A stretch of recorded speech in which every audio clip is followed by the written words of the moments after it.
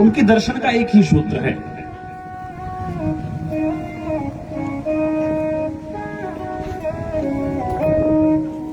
भक्त के जीवन में भगवान आते हैं, लेकिन कब? जब वो भगवान के बारे में सुनता है। जब साधक भक्त भगवान के बारे में सुनता है तो फिर शास्त्र कहते हैं, संत कहते हैं, ग्रंथ कहते हैं कि भगवान से मिलने की उत्कंठा उसके हृदय में आ जाती है।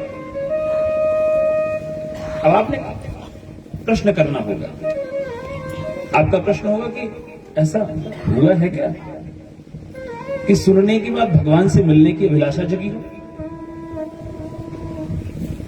बहुत सारे प्रमाण भरे पड़े। जिन्होंने सही अर्थों में भगवान को सुना, उन्होंने भगवान से मिलने की अभिलाषा हृदय में जगाई, और जगाई नहीं, जग ही गई।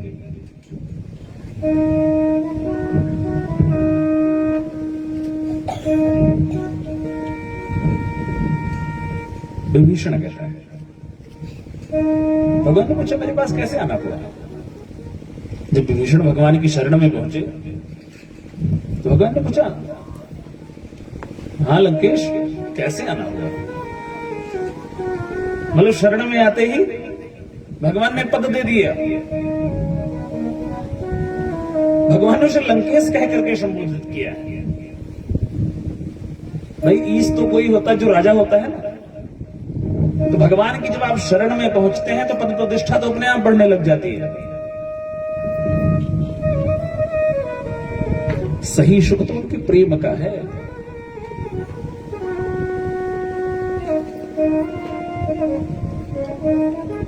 भगवान ने कहा आना कैसे हुआ? विभीषण कहते हैं मैंने महाराज सुना है, श्रवण सुजस सुनियायो प्रभु भंजन भवभीर, त्राहि त्राहि आरति हरण शरण सुखद रघुवीर। मैंने आपके बारे में सुना है।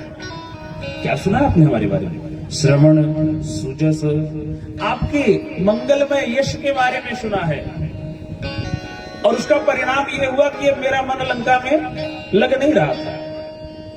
तो श्रवण सुजस सुनियाय रघु भंजन भवभीर, आप अपने प्रणत जनों का, आपकी जो शरण ग्रहण कर लेते हैं, आप उनके दुख दूर कर देते हैं।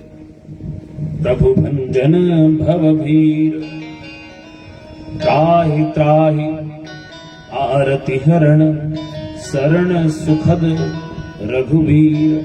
अर्थात जो जीव आपकी शरण स्वीकार कर लेता है उसका जीवन आनंदमय हो जाता है, सुखमय हो जाता है। यही बात तो रुक्मिणी जी ने कही। कल आपने सुना ना रुक्मिणी जी का पत्र। रुक्मिणी जी कहती है मैंने आपके बारे में सुना है। श्रुत्वा गुणान् भुवन सुंदर षण्मतान्ते, निर्विश्य कर्ण विवरैर्हरतोऽङ्गतापम्, रूपं दृशां दृशिमतामखिलार्थलाभम्, त्वय्यच्युता विशत चेत्तम पत्रपम में। मैंने आपके बारे में सुना है, और आपके बारे में सुनने के बाद भगवान हुआ क्या? आपकी मैंने एक रूप माधुरी बना ली, आपकी मैंने एक छवि बना ली, और उस छवि से अब मेरी मिलने की इच्छा होने लगी। तो कल आपने मंगलमय पावन प्रसंग श्रवण किया कि भगवान का प्रथम विवाह जो राक्षस विधि से संपन्न हुआ, ऐसा परीक्षित जी कहते हैं। भगवान कहते हैं विवाह 8 प्रकार से होते हैं। विवाह की 8 विधियां होती हैं। राक्षस विधि तो वो होती है जिसमें कन्या की इच्छा के विरुद्ध उसका हरण किया जाए, वो राक्षस विधि होती है। और यहां तो कन्या की स्वयं इच्छा थी कि भगवान उसको स्वीकार करें। इसे आप गंधर्व विवाह कह सकते हैं, राक्षस विधि का विवाह नहीं। देखो भैया, भगवान की कथा का एक आध्यात्मिक अर्थ यह है हमारे आप सबके जीवन में जब लक्ष्मी बढ़े, जब धन बढ़े, तो जो लक्ष्मी है वो किसकी है? किसकी है? भगवान नारायण की है। लक्ष्मी तो सदा भगवान नारायण की है।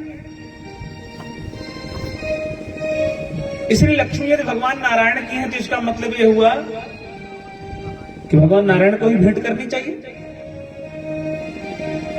जो लक्ष्मी का उपभोग करते हैं फिर उनके जीवन में क्या होता है? शिशुपाल के जैसे रोना ही होता है। लक्ष्मी के 3 रूप होते हैं। पहला रूप मां, दूसरा रूप बहन और तीसरा रूप बेटी। लक्ष्मी का उपयोग कैसे करें आप? मां के रूप में। जैसे मां अपने बच्चे का लालन पालन करती है, उसके लालन पालन में वो सब कुछ लुटाने को तैयार है, तो लक्ष्मी का उपयोग उपभोग हमारे जीवन में एक मां के समान हो। बहन, भाई हर जगह उद्दंडता करे चलता है और बहन के सामने हमेशा सीधा बना खड़ा रहता है। क्यों? क्योंकि पता है उसे जब पापा से डांट पड़ेगी तो मेरा पक्ष कौन लेगा? जब मां और बाप बेटे को डांटते हैं तो उसका पक्ष कौन लेता है? उसकी वकालत कौन करता है? बहन खड़ी हो जाती है। उसे पता है भाई गलत है, फिर भी बहन कहती है नहीं नहीं पापा अभी यही तो पढ़ रहा था भैया। हाँ, वो अलग बात है किसी दिन लड़ाई हो तो जबरदस्ती मारपीट हो ही जाती है। तीसरा, लक्ष्मी का तीसरा रूप है कन्या, पुत्री।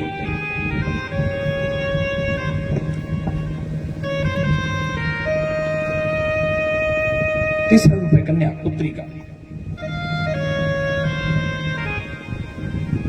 अब भगवान नारायण के कई रूप हैं। आप चाहे जब लक्ष्मी बढ़े आपके पास यज्ञ करिए।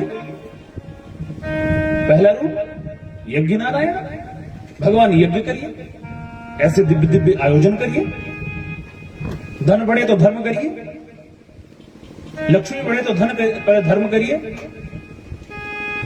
यदि आपको ये नहीं रुचता है, नहीं अच्छा लगता, तो आप देव नारायण की उपासना करिए, मंदिर आदि बनवाइए, मंदिर में भगवान का आराधन करिए।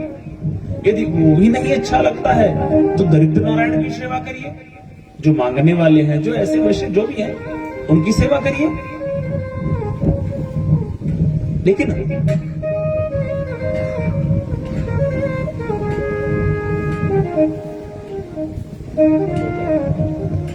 शिव पुत्री का जो रूप है लक्ष्मी का, कितना अद्भुत है। लक्ष्मी जो पुत्री स्वरूपा है वो सदैव नारायण को अर्पित होती है। देखो भैया,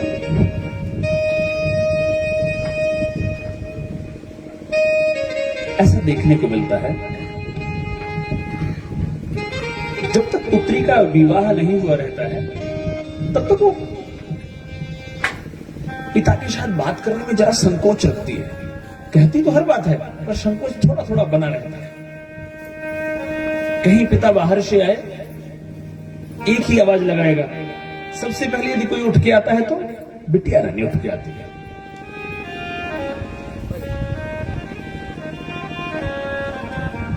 अगर कहीं पानी मांग ले तो पुत्री शीघ्र सारे काम छोड़ करके पहले पिता को जलपान कराती है।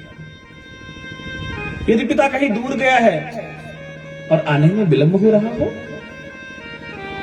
यदि आने में विलंब हो रहा हो, सब सो जाते हैं पर पुत्री जगती रहती है।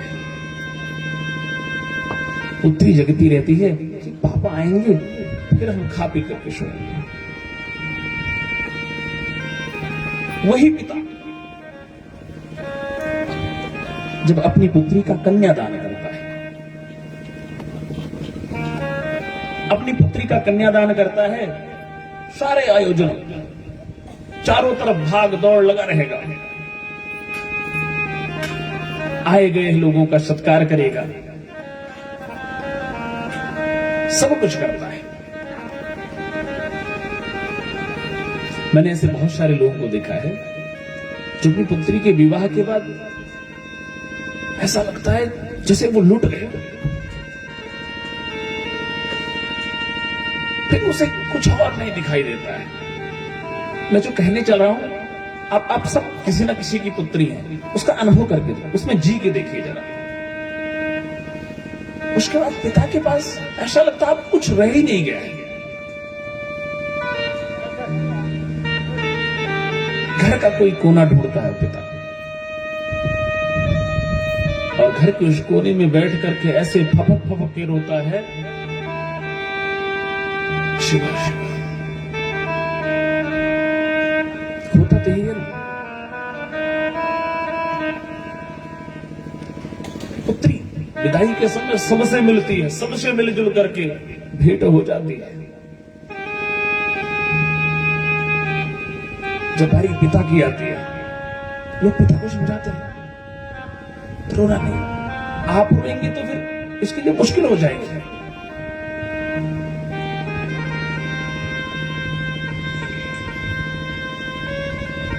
पुत्री अपने पिता के गले लगती है। अपने धैर्य को कोई कितनी देर तक बांधेगा?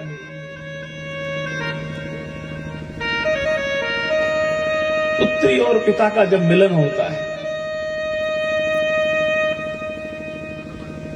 दोनों एक दूसरे को मिलकर के एक दूसरे पर अश्रुधारा बहा देते हैं।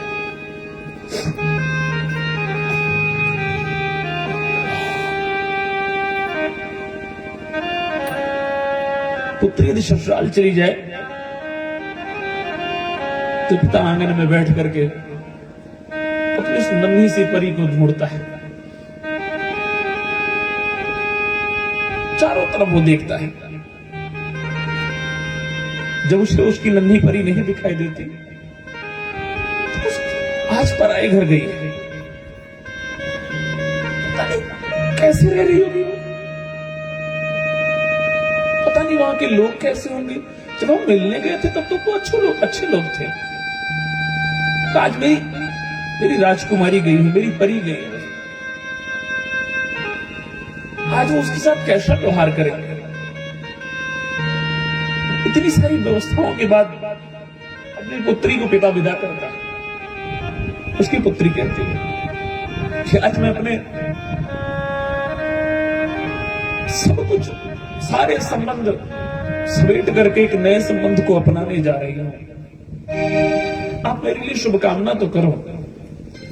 और पिता इतना कृपण हो जाता है, इतना करुणावान हो जाता है कि उससे शुभकामना नहीं हो पाती, अपनी पुत्री से नेत्र नहीं मिला पाता वो। आज मेरी विदाई है, हे पिताजी मेरे लिए कुछ शुभकामना तो करो।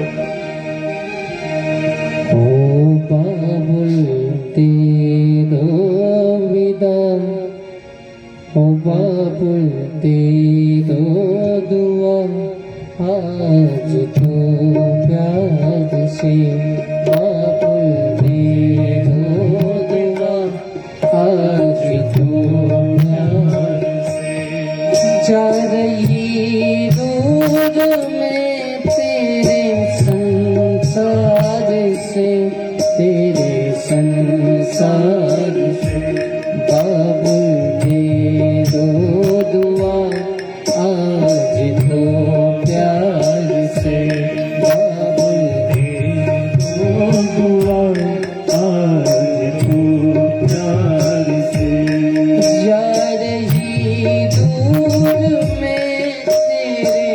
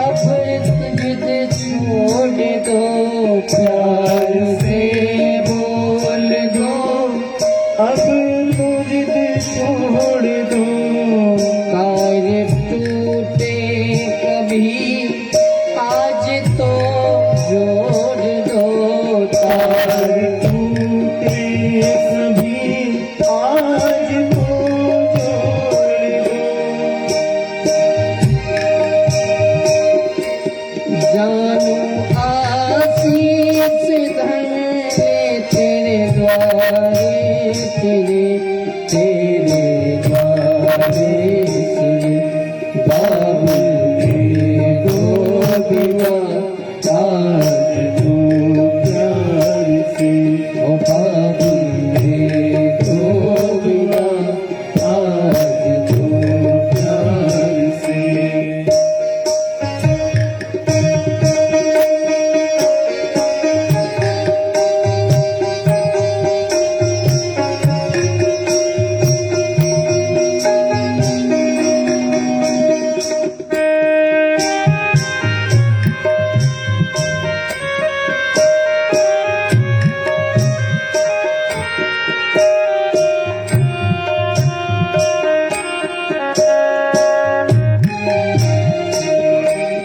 मेरे मन में न कोई है सितवा गिला मेरे मन में न कोई है सितवा गिला भाई भगवान जैसा मुझे है मिला भाई भगवान जैसा मुझे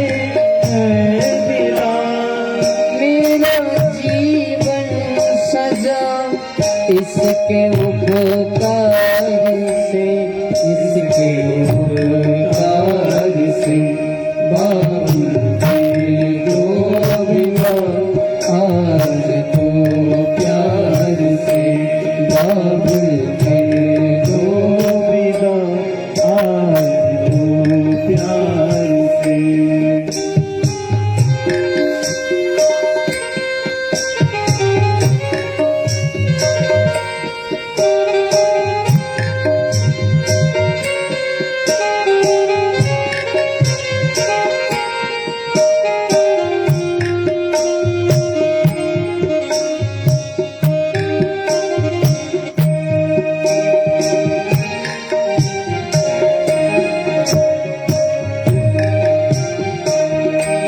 बहाना आंसू के मोती न बिखराओ तुम बहना आंसू के मोती न बिखराओ तुम बहना आंसू के मोती न बिखराओ तुम बहना आंसू के मोती न बिखराओ जाके साजन के घर सारे सुख पाओ तुम जाके साजन के घर सारे सुख पाओ तुम सुख सुहागन रहो मुस्कुराओ तुम सुख सुहागन रहो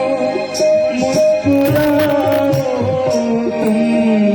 जैसे लहराए गंगा लहराओ तुम जैसे लहराए गंगा लहराओ तुम बाबुल दो बिना आज तो प्यार से बाबुल दो बिना आज तो प्यार से शान खुल की बड़े तेरे द्वार से तेरे द्वार से बाबुल दो बिना आज तो प्यार से जा रही दूर में तेरे संसार से तेरे संसार से ओ बाबुल दो बिना आज तो प्यार से ओ बाबुल दो बिना आज तो प्यार से आज तो प्यार से आज तो प्यार से प्रकार जब भी धन बढ़े आपके पास, धन बढ़े तो उसका उपयोग पत्नी की भांति नहीं, उसका उपयोग अपने जीवन में मां के समान, धन का उपयोग अपने जीवन में बहन के समान, और धन का उपयोग अपने जीवन में पुत्री के समान। पुत्री की सेवा शुश्रूषा सब कुछ पिता करता है, पर पुत्री में आसक्त नहीं होता है, उसे पता होता ये पराया धन है। उसी तरह जीवन में धन बढ़े तो धर्म बढ़ना चाहिए, जीवन में धन बढ़े तो श्रद्धा बढ़नी चाहिए, जीवन में धन बढ़े विनम्रता बढ़नी चाहिए। व्यक्ति जो विनम्र होता है वो कोई पराजित नहीं होता है। विनम्र व्यक्ति को कोई भी पराजित कर ही नहीं सकता। जिसके जीवन में विनम्रता का स्वभाव है उसकी पराजय होती ही नहीं। देखो, इस दुनिया में लड़कर के यदि सबसे जीतना चाहोगे तो मुश्किल है। हमारे जीवन में समस्या क्या है आपको पता है? बाज जो पक्षी होता है उस पर यदि कोई आक्रमण करने की गलती करता है, दुस्साहस करता है, तो पता कौन करता है? कौवा। बाज पक्षी पे यदि आक्रमण करने का दुस्साहस कोई करता है तो कौवा करता है। लेकिन बदले में बाज कुछ कहता है? बिल्कुल नहीं। बाज के पीठ पर बैठ जाता है कौवा, उसको टोंट भी मारता है, पर बाज क्या करता है? अपनी उड़ान को और ऊंचा कर देता है, क्योंकि आसमान में अगर कोई सबसे ऊंचाई पे उड़ सकता है तो बाज उड़ता है। जैसे जैसे जैसे ऊंचाई पर बढ़ता जाता है वहां पर ऑक्सीजन की कमी होने लग जाती है। परिणाम क्या होता है? कौवा नीचे आ जाता है। तो जिनके जीवन में विनम्रता है उन्हें कोई पराजित नहीं कर सकता है। धन जीवन में विनम्रता दे, धन जीवन में श्रद्धा दे, धन जीवन में धर्म दे, तभी धन लक्ष्मी हमारे जीवन में हमें आशीर्वाद प्रदान करने के रूप में पधारती है। अब आप देखिए, गंगा जी जब चलती हैं अपने उद्गम स्थल से, तो क्या गंगा जी का जो प्रवाह है वो सीधा सीधा कलकत्ता तक पहुंच गया है? क्या गंगा जी हर जगह 2-2 किलोमीटर के बड़ी बड़ी धाराओं में है? गंगा जी जब अपने उद्गम स्थल से चलती हैं तो बड़ी बड़ी चट्टानों को चीरती हुई आ जाती है, पर कहीं देखा जाता है गंगा जी उन चट्टानों से साइड में भी जा रही है। इसका मतलब क्या है? जीवन में जब उन्नति की तरफ बढ़िए आप हर व्यक्ति से टकराने का प्रयास करेंगे तो आपकी उन्नति स्थिर हो जाएगी। सबको जीत करके आगे बढ़ने की जिनकी अभिलाषा होती है वो जीवन में हमेशा नीचे होते हैं, हमेशा पराजित होते हैं। गंगा जी से सीखो। गंगा जी को जहां लगता है कि इस चट्टान को उड़ाया जा सकता है, बहाया जा सकता है, अपने प्रवाह में बहा लेती है, और जहां लगता है ये चट्टान हमसे जरा बलशाली है उसके किनारे से निकल जाते हैं। हम क्या करते हैं?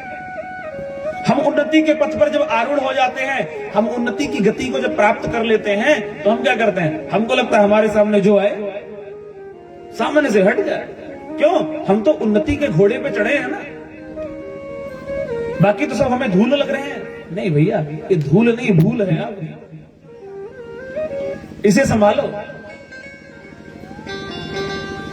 शिशुपाल को क्या लगा? इस समय का मैं चर्चित राजा हूं तो मैं लक्ष्मी का पति बन जाऊंगा।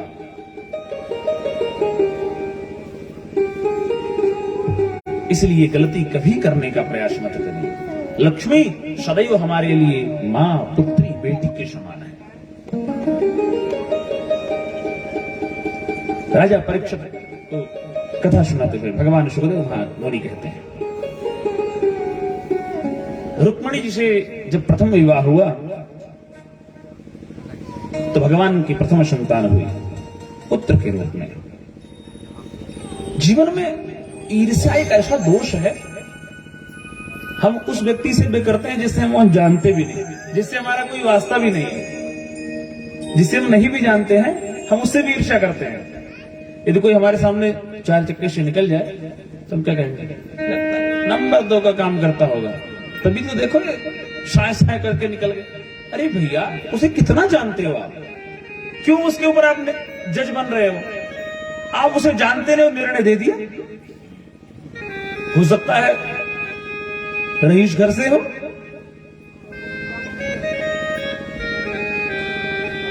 ये ईर्ष्या का जो दोष है ये जीवन से जाना चाहिए। एक पंडित जी महाराज थे, मुझे लगता लॉकडाउन लग गया होगा उस टाइम पे, तो कथा वथा जरा कम हो रही होगी। कथा कीर्तन आदि करके अपना भरण पोषण करते थे। कार्यक्रम की गति जरा कम हो गई होगी, तो उन्होंने सोचा अब क्या किया जाए, जरा तपस्या करते हैं। पहुंच गए किसके पास? भगवान भूत भावन भोलेनाथ आशुतोष कैलाश। तप किया, भगवान शंकर प्रकट हुए। कहो ब्राह्मण कैसे आना हो, क्या चाहिए बताओ। बोले महाराज आपका आशीर्वाद मिल जाए इतने बहुत है। भगवान निकाल लो। भगवान शंकर ने एक घंटा उठा करके पकड़ा दिया। भगवान शंकर ने कहा इसको रखो, और जब जो चीज की आवश्यकता होगी इस घंटे के सामने आपने बोल देना है। देवता ने कहा अच्छा, इतना अच्छा है। भगवान शंकर जैसे ब्राह्मण देवता वो घंटा उठा करके चलने लगे, भगवान शंकर ने कहा इसका दोष है, एक दोष भी है। क्या है भगवान? जो चीज आपके घर में एक होगी वो पड़ोसी के घर में दो हो जाएगी। अब प्रसाद मिला है तो नकार तो सकते नहीं, लेके चल पड़े। घर पहुंचे, घर पे किनारे पे ले जाकर के रख दिया। फिर लग गए कथा कीर्तन करने में। उनको पता लग गया इससे अपना कल्याण होने वाला। पंडितानी को जाते जाते कह के गए इसको छूना नहीं, ना तो इसके सामने कुछ बोलना। उन्होंने भी ज्यादा गंभीरता से नहीं लिया। ब्राह्मण देवता चले गए। एक दिन थकी हारी पंडितानी जी बैठी थी सामने, देख रहे हैं धूल धूसरित हुआ है पूरा घर। सफाई करने की इच्छा हुई, सफाई किए तो देखे चमकता घंटा सामने पड़ा, बड़ा सा। पंडितानी जी ने कहा अरे तुम कहां यहां कोने में पड़े हो? उठाया और उठा करके रखा। और सफाई करने के बाद फिर भूख तो लगी जाती है। देवी ने कहा बहुत जोर की भूख लगी है, घंटे से आवाज आई। अच्छा क्या चाहिए बोलो। आश्चर्य की दृष्टि से देवी ने देखा अरे ये बोलता भी है। अच्छा अभी भूखे व्यक्ति को क्या चाहिए? भोजन चाहिए। बोले भोजन दे दो। अच्छे से स्वर्ण की थाल में भोजन सज के सामने आ गया। और देख रही उन्हीं के सामने दो थाल सज के पड़ोसी के यहां जा रहा है। बोले अच्छा है तो आइटम अच्छी है ये, इससे जो मांगो मिल जाती है। अब पंडितानी की नजर में तो पड़ोसी का बढ़ रहा है तो बढ़े, उनको तो पता नहीं था उसका प्रभाव। अब धीरे धीरे करते करते हुआ गया, घर द्वार बनकर सब अच्छे से तैयार हो गया। 7 दिन बाद ब्राह्मण देवता कथा कीर्तन करके बोरी में कपड़े बर्तन आदि बांध करके पहुंचे। देखे अरे ये कैसे, यहां तो लगता है नगर का निर्माण हो गया है।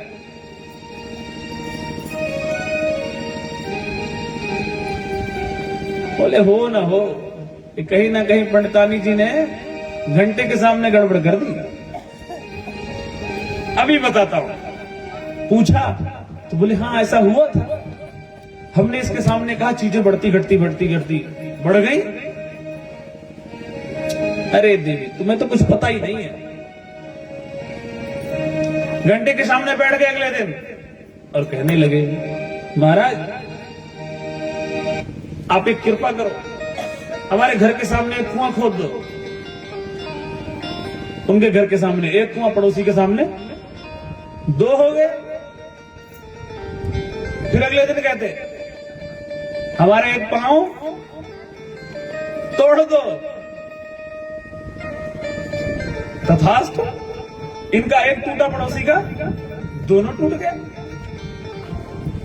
फिर अगले दिन कहते हैं मेरे दोनों आंखों में से एक आंख, इनकी एक, पड़ोसी की 2। अब ये तो अपने घर के सामने से निकलते तो कुआं देख लेते, पर पड़ोसी के घर का कोई कुआं देखे पाया नहीं, सब धड़ाम धड़ाम करके उसी कुएं में गोविंदाय नमो नमः। ये परिहास से इसका सिद्धांत समझिए। आज वर्तमान समय में या बीते हुए समयों में कोई अपनी समस्याओं से ज्यादा परेशान नहीं है। आपके पास धन बढ़ने लग जाएगा तो दुश्मन अपने आप बढ़ने लग जाएंगे।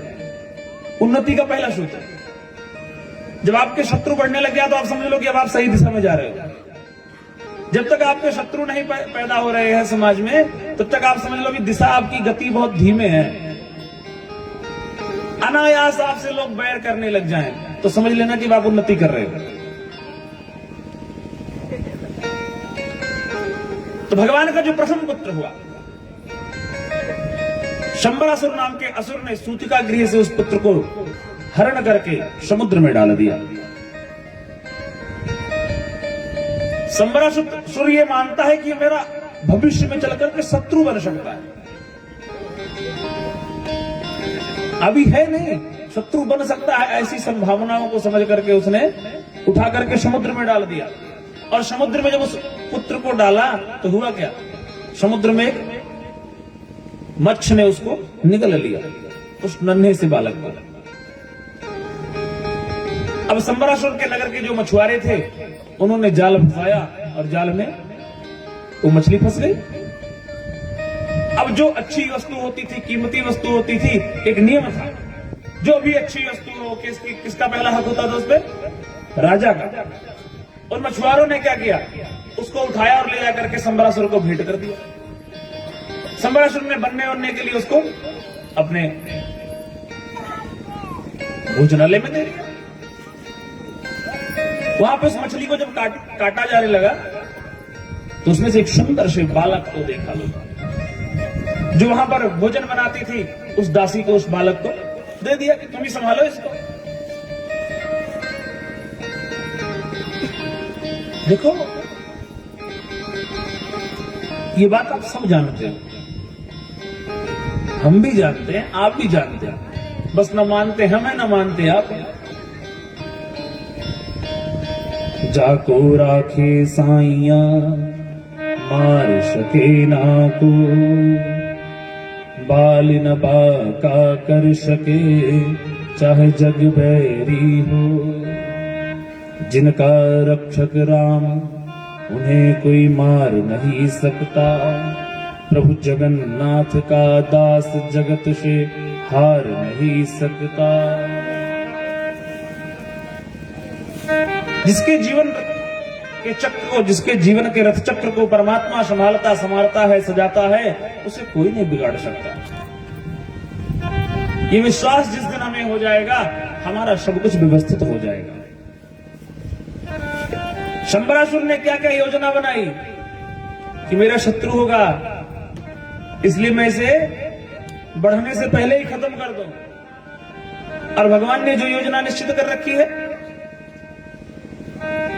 उनके शत्रु को उनके घर में ही बड़ा होने करके लिए प्रस्तुत करवा दिया है। उन्हीं का खाएं और उन्हीं से लड़ेंगे आगे चलके।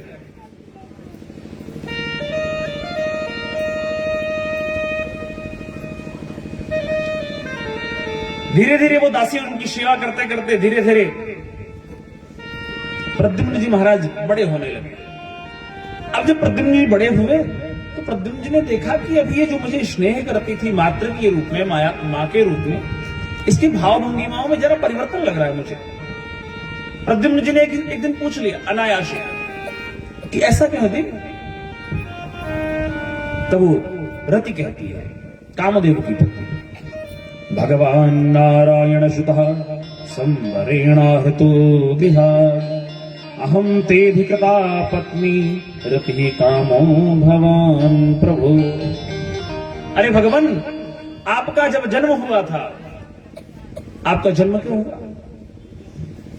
जब शिवती सर नयन उघारा, जब शिवती सर नयन उघारा, जब शिवती सर नयन उघारा, जगदीश्वर उदारा भयम का चितवत काम चितवत काम भयम जल जारा जय सिया राम जय सिया राम जय सिया राम जय सिया राम जब शिवती शरणैन उगारा चितवत काम भयो जरि छारा। जब भगवान शंकर को क्रोध आया था उस समय क्या हुआ था? कामदेव का शरीर नष्ट हो गया। कामदेव नहीं नष्ट हुआ, कामदेव का शरीर नष्ट हो गया। और भगवान ने आशीर्वाद दिया था कि जब भगवान कृष्ण यदुवंश में अवतार लेंगे, जब भगवान कृष्ण यदुवंश में अवतार लेंगे तो तुम उनके पुत्र बन करके आओ। भगवान ने अवतार लिया और परिणाम उनके पुत्र बन के आए प्रद्युम्न जी। तो आप साक्षात भगवान नारायण के पुत्र हैं प्रभु, और आप साक्षात कामदेव हैं। वो कहती है अहम ते अधिकृता पत्नी, मैं आपकी अधिकृत पत्नी हूं। अहम तेरी कृता पत्नी रति कामो भवान प्रभु। अब जब ये बात समझ में आ गई प्रद्युम्न जी महाराज को, एक दिन शंबरासुर के साथ भीषण युद्ध हुआ, और युद्ध का परिणाम क्या होना था? भगवान को विजय, भगवान के पुत्र को विजय प्राप्त। विजय श्री पा करके अपनी पत्नी को लेकर के द्वारिका पहुंचे, और द्वारिका में भगवान ने अपने पुत्र का स्वागत किया। मां रुक्मिणी ने अपने पुत्र का स्वागत किया है बहू के सहित।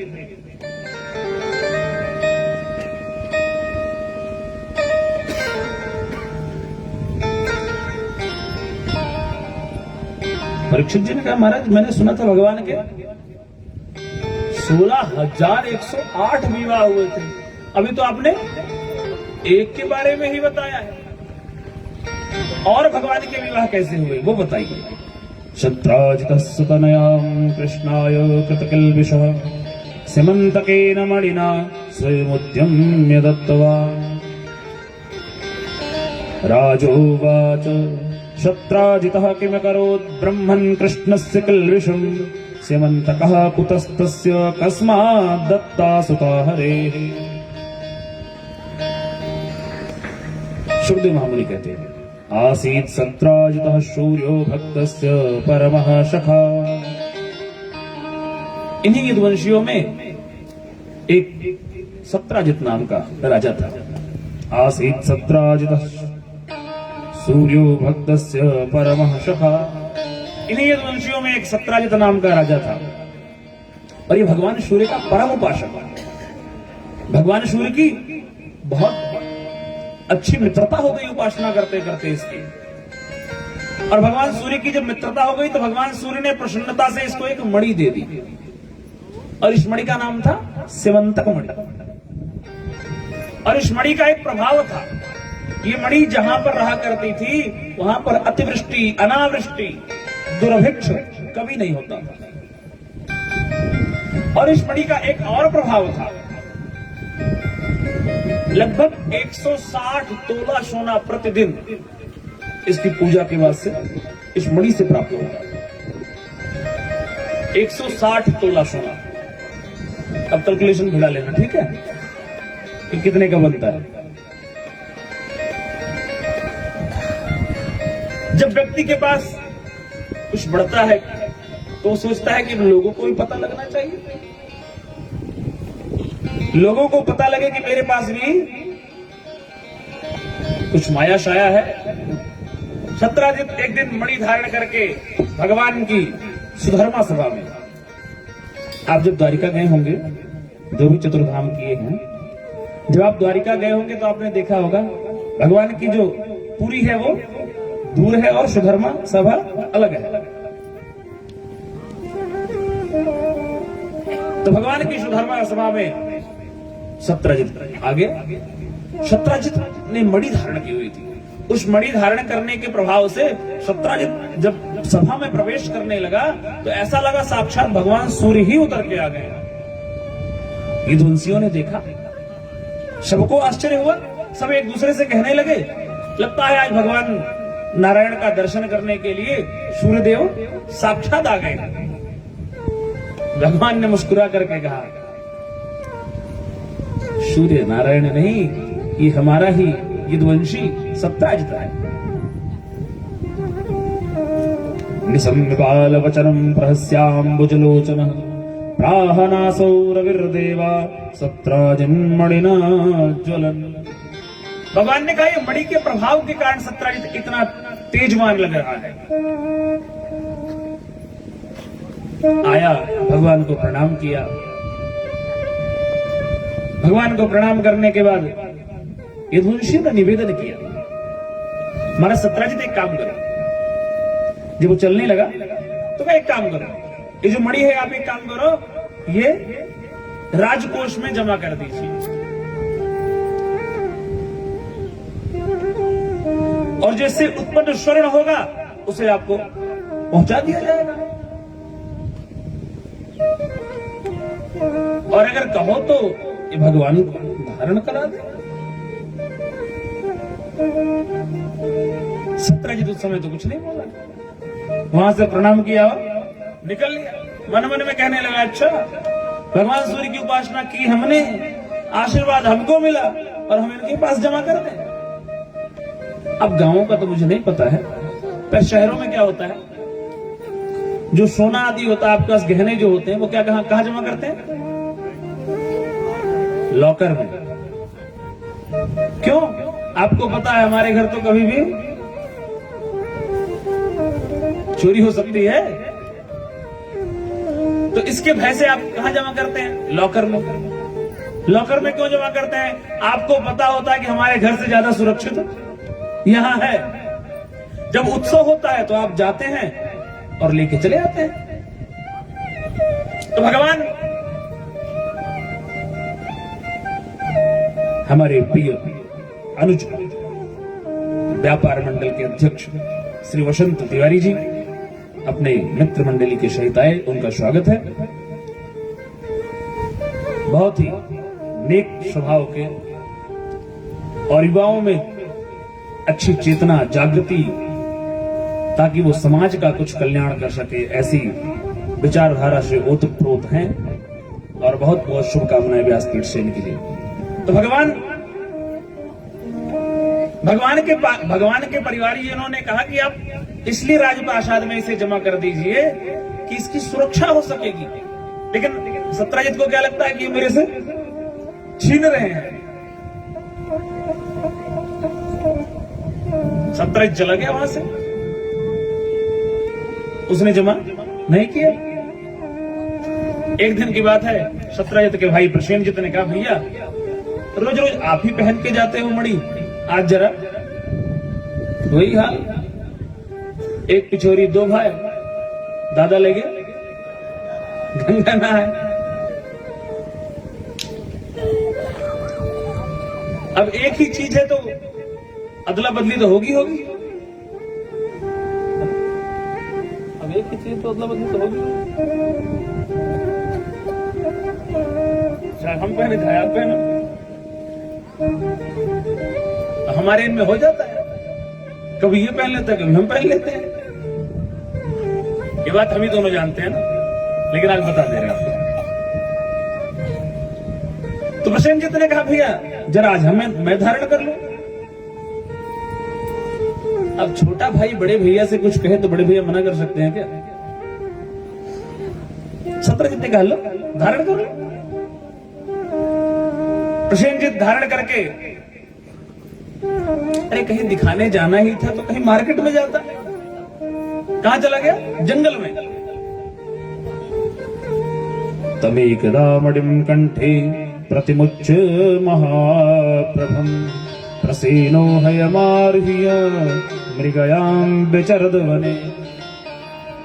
यही तो है, ये जिन्होंने धर्म का आश्रय नहीं लिया है उन्हें यही नहीं पता लगता कौन सी चीज कहां कितनी खर्च करनी है, कौन सी चीज कहां किससे कब कहनी है।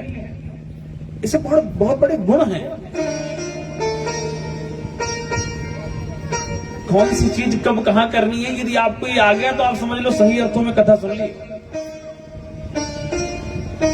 वही आलू एक बाबा जी कहीं कथा कर रहे तो प्रभु का प्रसंग जब भगवान केवट के सामने पहुंचे, नाव पे चढ़ाया तो सबसे पहले किसको चढ़ाया? श्री किशोरी जी को। उनको चढ़ा करके अपने आप नाव पे चढ़े। तो वो कहता ऐसा थोड़ी होता है। वो व्यक्ति कहता ऐसा थोड़ी होता है महाराज।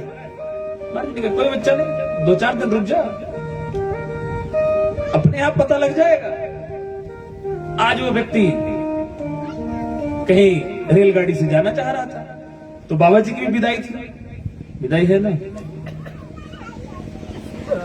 पक्का? आज नहीं, परसों। तो बाबा जी की भी विदाई और उस व्यक्ति को भी कहीं जाना था। अब क्या हुआ? बाबा जी ने उसको देखा, उसका मुंह जरा सूखा है, उतर गया मुंह एकदम। बाबा जी ने पूछा क्या हुआ भैया? सिर पे हाथ मार के कहता बाबा जी हम ट्रेन में चढ़ना चाह रहे थे, हम ट्रेन में चढ़ गए और वो पता नहीं कहां चली गई, वो तो हो गई, मिली ही नहीं मुझे। बाबा जी ने कहा उस दिन की कथा याद है ना? भगवान ने पहले क्या किया था? पहले पत्नी को चढ़ाया था, फिर अपने आप चढ़े थे। तो जीवन में यदि कथा सुनी जाए सही अर्थों में तो सब कुछ आपके जीवन की मर्यादा, आपके जीवन की प्रक्रिया आपको बहुत अच्छी मिलेगी। प्रसेनजित मणि धारण करके वन में पहुंच गया और वन में गया क्या करने हैं? मणि धारण की है और वन में गया मृगया करने, हिरणों को मारने। अपना खेल कूद करता रहा। जरा संध्या का समय हो गया। एक सिंह ने देखा उसके गले में कुछ चमक रहा है। सिंह ने मार झपट्टा उसके गले से वो मणि छीन ली और मणि छीन करके मुख में सिंह ने मणि को रखा और अपने गुफा की तरफ प्रवेश करने लग गया। सामने से देखा एक भालू ने देखा सिंह के मुख में कुछ चमकने वाला पदार्थ है, मणि सी है। भालू ने आक्रमण किया सिंह के ऊपर, वो मणि छीन ली और मणि छीन करके ले जाकर के अपनी पुत्री को दे दिया। अब इधर दिन 2 दिन बीत गया, प्रसेनजित अभी तक ना आया। सत्राजित ने अपने मन में विचार किया, उसके मन का पाप उसके मन में आया। उस दिन मैं जब सभा में गया था तो विद्वांसियों ने कहा था कि मणि दे दो, हो ना हो मुझे ऐसा लग रहा है, ऐसा है कि नहीं ये नहीं पता, पर मुझे ऐसा लग रहा है भ्राता ममेति तच्छ्रुत्वा कर्णे कर्णे जपंजना। मुझे ऐसा लग रहा है हो ना हो कहीं ना कहीं मणि के लोभ में यदुवंशियों ने मेरे भाई को मार दिया। मणि के लोभ में मेरे भाई को यदुवंशियों ने मार दिया, ऐसा मुझे ऐसी आशंका लग रही है। पर मैं ये बात कहूं किससे? क्योंकि भगवान तो राजा है और राजा के खिलाफ बोलना जरा बड़ी बात है। क्यों वसंत भैया, है ना?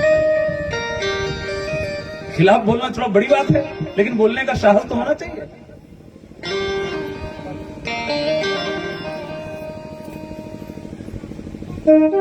ये बात किससे कहूं? सोचा, पत्नी से कहती हूं। अगर आपको कहीं अपने आप को पकड़ाना है ना, मतलब कुछ आप गलत करके आओ, किसी का सर काट के आओ और घर में रख लो, बचे रहो, पर कहीं इनसे बता दिया तो और कोई नहीं, यही जाकर के बता देंगे कि हमारे घर में रखा है ना? हाँ। प्रसेनजित सत्राजित ने अपनी पत्नी से कहा हो ना हो ऐसा जरूर हुआ है, यदुवंशियों ने धन के लोभ में, मणि के लोभ में मेरे भाई को मार दिया।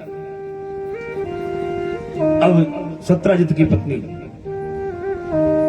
शाम बीत गई, नींद नहीं आ रही। क्यों? कहूं किससे? किससे कहूं कि ये बात मुझे पता लगी है?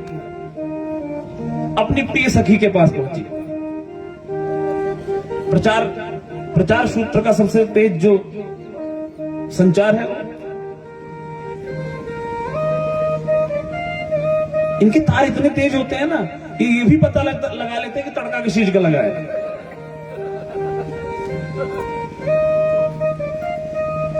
अपनी प्रिय सखी के पास गई, बहन कल से ना नींद नहीं आ रही है, क्या हुआ है? पहले बोलो, किसी और से तो नहीं कहोगी ना?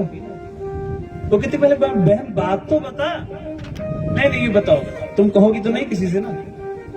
हाँ चल नहीं कहोगी, पक्का?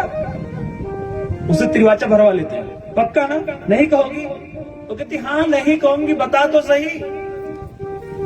मुझे ऐसा लगता है, मेरे वो आज कह रहे थे कि प्रसेनजित को मणि के लोभ में भगवान ने मरवा दिया। पर बहन ये बात किसी से कहना नहीं। अब ये सोचो, जो बात आप अपने में नहीं पचा पाए, उससे क्या आशा करते हो कि वो किसी से नहीं कहेगी? वो कह करके तो निकल गई।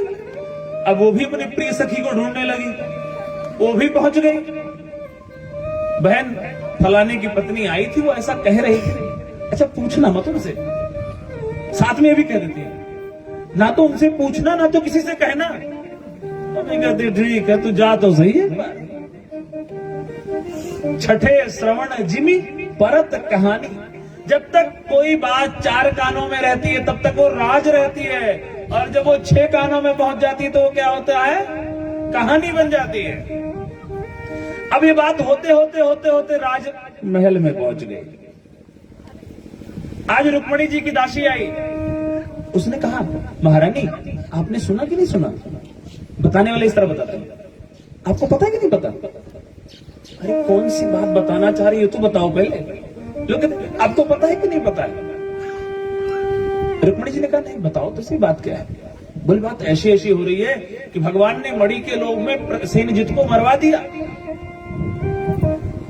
अब भगवान अभी सुधर्मा सभा में बैठे, इधर रुक्मणी जी के दासी ने ये बात बताई।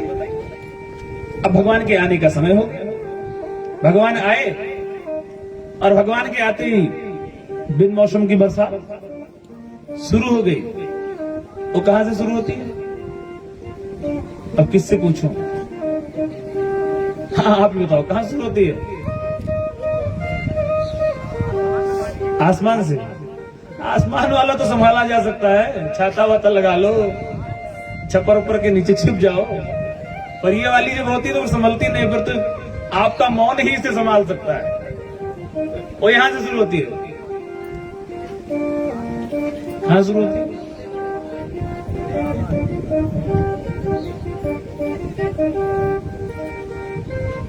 मैं मर गई थी क्या? यहां से शुरू होती है। अरे मैं मर गई थी क्या? भगवान ने कहा बात क्या हुई? अरे आपको मणि की चाहिए थी, सोना ही चाहिए तो मुझसे कह दिए होते। अरे मैं लक्ष्मी की रूप में अवतरित हुई हूं, जितना सोना कहते मैं दे देती आपको। भगवान ने कहा बात क्या हुई, पूरी बात तो बताओ। बिना बताए बिना बात के बिना वजह जब माताएं टूट पड़े तो समझ लो आज कुछ ना कुछ कोई पढ़ा के गया इनको, क्योंकि अपनी बुद्धि तो खर्च करती नहीं। भगवान ने कहा कि बात क्या हुई? रुक्मिणी ने बताया, पूरी बात बताई। आज मेरी दासी आई थी और मेरी दासी ऐसा ऐसा कह रही थी। देखो भैया, चलो ये तो गांव है, शहरों में प्रत्येक घरों में काम करने वाली बाई होती है, आपके भी आसपास में लोग तो होते ही।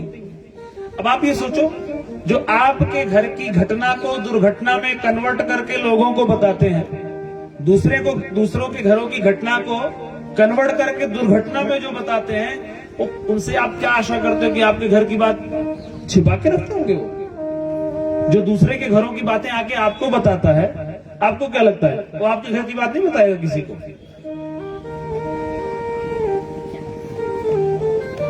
जब नीच लोगों का संग करेंगे आप, रहे न नीच मते चतुराई। जब नीच लोगों का संग करेंगे तो आपकी बुद्धि का जो चातुर्य है, जो चातुर्य का लक्षण है, वो खत्म हो जाएगा। कैकेयी भगवान प्रभु श्री राघवेंद्र सरकार को सबसे अधिक प्रेम करती हैं, और इतना प्रेम करती हैं कि सब तो ननिहाल चले जाते हैं, पर राघव ननिहाल कभी गए ही नहीं। क्यों? कैकेयी कभी अपने से दूर भगवान राघवेंद्र को करना ही नहीं चाहती है। यहां तक कि भरत जी ननिहाल में ही रहते थे, लेकिन प्रभु श्री राघवेंद्र को कभी कैकेयी ने ननिहाल नहीं जाने दिया। वही कैकेयी जो भगवान को इतना प्रेम करती है, परिणाम क्या हुआ? नीच का संग किया, नीच की बात मान ली, अपनी दासी की बात मान करके उन्होंने सबसे बड़ा अपराध किया। भगवान ने कहा कोई नहीं, मैं इसका उपाय करता हूं। भगवान ने कुछ जानकार लोगों को एकत्रित किया, जंगल के जो जानकार लोग थे उनको एकत्रित किया, और एकत्रित करके उनको चल पड़े भगवान जंगल की तरफ। भगवान जंगल की तरफ पहुंचे।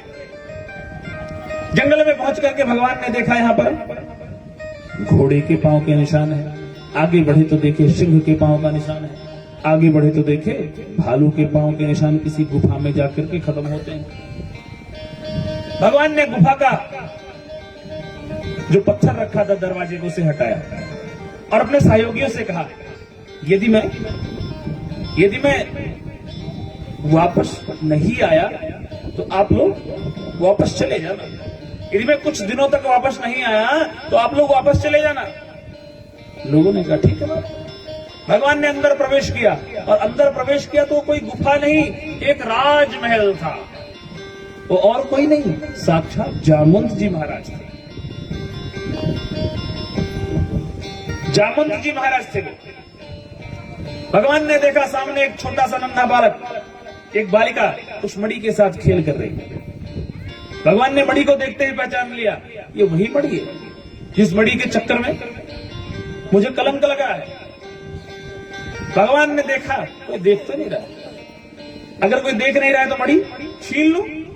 भगवान उसकी तरफ बढ़े, मणि जैसे हाथ लगाया, वो बच्चा जरा शोर किया, और पीछे सर जामवंत जी महाराज आए। उन्होंने देखा था भगवान को जोर के धमाक से एक मुक्का मारा। उन्होंने एक मारा, बदले में जामवंत जी को भगवान ने दो उठा करके मारे। अब युद्ध आरंभ हो गया, युद्ध आरंभ हो गया। परीक्षराज बिलम भीम मंधेन तमसावृतम् एको विवेश भगवान वस्थाप्य बहिः प्रजा तत्र दृष्ट्वा मणिं श्रेष्ठं बालक्रीडनकं कृतम् हर्तुं कथमस्ति। भगवान ने युद्ध आरंभ कर दिया, और युद्ध आरंभ कर दिया तो लगभग 27 दिनों तक युद्ध चला। जामवंत जी के मन में आया इस पृथ्वी पे और ऐसा तो कोई नहीं है जो मुझे इतना समय तक सहन कर सके। तुरंत वो कह पड़े, आप ही मेरे जीवन आराध्य श्री राघवेंद्र का स्वरूप लेकर के कहीं आप इस द्वापर में कृष्ण तो नहीं। जैसे उन्होंने भगवान को पहचान लिया, भगवान रुक गए। जामवंत जी के मन में एक अभिलाषा जग गई थी। मैंने आपसे पहले दिन से निवेदन किया है, राम सदा सेवक रुचि राखी। युद्ध संपन्न हो गया, सारे बैठे थे। लोगों से कहा हमारे भी खुजली होती है, ताकत है तो खुजली तो होगी। जामवंत जी ने कहा लक्ष्मण जी ने सबको मार दिया, सारे भील बंदरों ने मिलकर के सबको मार दिया, हमारी तो बारी ही नहीं है लड़ने की। उस समय रावण जामवंत जी को क्या कहता है, जामवंत मंत्री अति बूढ़ा। बोले उस समय मेरे बूढ़े में नाम प्रसिद्धि हो गई थी, उसमें मेरा मन था। तो भगवान ने कहा कि अब कोई और तो लड़ने वाला है नहीं मुझसे, आप ही लड़ लो। भगवान ने कहा मैं इस समय मर्यादा पुरुषोत्तम हूं, अपने सेवक के साथ स्वामी का युद्ध हो ये मर्यादा नहीं कहती है। हाँ, लेकिन आपके मन में यदि ऐसी अभिलाषा है तो मैं आपकी अभिलाषा को अवश्य पूर्ण करूंगा। कृष्णावतार में आपकी अभिलाषा को अवश्य पूर्ण करूंगा। तो इसलिए भगवान ने अपने दास की अभिलाषा को पूर्ण करने के लिए ये लीला की। भगवान से जामवंत जी ने महाराज ने पूछा, महाराज यहां आना कैसे हुआ? भगवान ने कहा इसी मणि के चक्कर में यहां आना हुआ। तो महाराज जो चीज जो वस्तु पुत्री को दे दी जाती है उससे वापस नहीं ली जाती है। एक काम करिए, जब आप रामावतार में थे तब भी इसकी इच्छा थी आपसे विवाह करने की, और उस समय आप एक पत्नी व्रता का धर्म लिए थे, इसलिए मैंने आपके सामने प्रस्ताव नहीं रखा। पर अब की बार तो आप इसे स्वीकार करिए, क्योंकि आप लीला पुरुषोत्तम हैं। भगवान ने कहा ठीक है, मणि चाहिए, कलंक मिटे, जैसे जिस मर्जी शर्त से मिट जाए। भगवान का वहीं पर विवाह किया और दहेज के रूप में वो मणि दे दी। दहेज के रूप में मणि लेकर के और जामवती जी को लेकर के भगवान पहुंच गए। भगवान पहुंच गए द्वारिका, और इधर आज यज्ञ की पूर्णाहुति थी। जो चंडी पाठ रखा था वसुदेव जी महाराज ने अपने पुत्र के अभ्युदय के लिए, उनके कल्याण के लिए, आज उसकी पूर्णाहुति थी। भगवान ने पहुंच करके चंडी पाठ की पूर्णाहुति पूर्ण की। पूर्णाहुति भगवान अग्नि नारायण को समर्पित करके जामवती जी के साथ दिव्य मंगलमय विवाह उत्सव वहां पर भी मनाया गया। भगवान कहते हैं ये कलंक मुझे किस कारण से लगा, आपको बताता हूं। ये कलंक मुझे इस कारण से लगा कि भाद्र कृष्ण पक्ष की चतुर्थी को, भगवान कहते हैं भाद्रपद शुक्ल पक्ष की चतुर्थी को मैंने चंद्र दर्शन कर लिया था।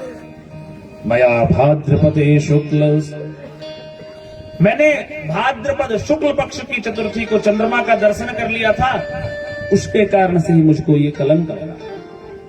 सुखदेव महामुनि कहते हैं भाद्रपद शुक्ल पक्ष की चतुर्थी को यदि कोई चंद्रमा का दर्शन करता है तो उसे झूठा कलंक लगता है।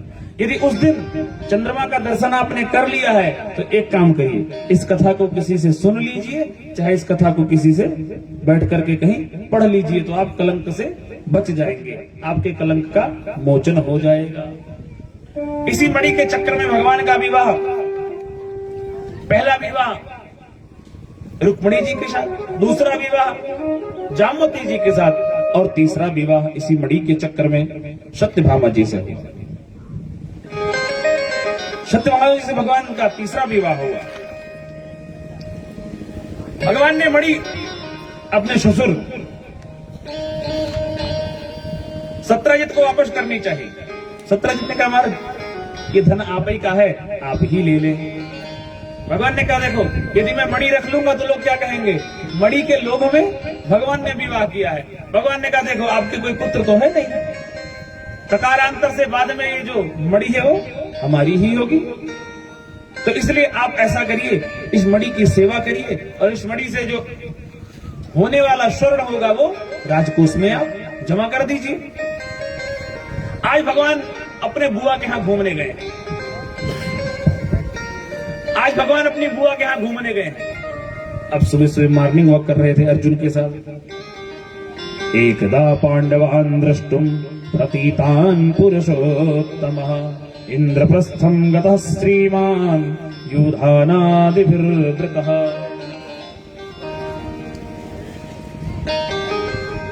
अर्जुन जी के साथ भगवान यमुना जी के किनारे टहल रहे थे। देखते हैं तो एक देवी तपस्या कर रही है।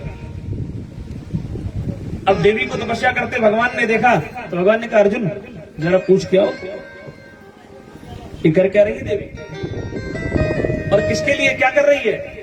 अर्जुन जी महाराज गए वहां पर, पूछते हैं आप कौन और आप ये कर क्या रही हैं। इस तप के प्रभाव से यदि आपको परमात्मा मिले तो आपने क्या मांगना है उनसे।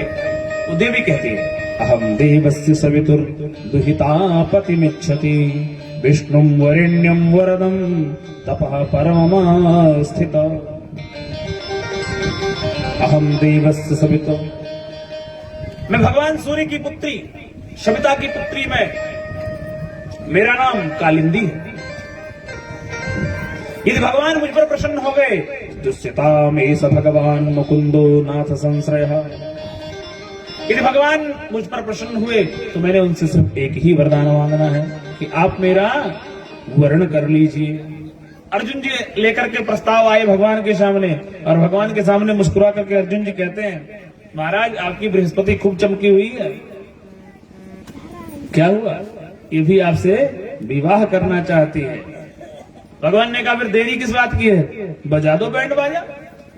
वहीं पर भगवान ने यमुना के पुलिन पर ही कालिंदी जी के साथ चौथा विवाह पूर्ण किया।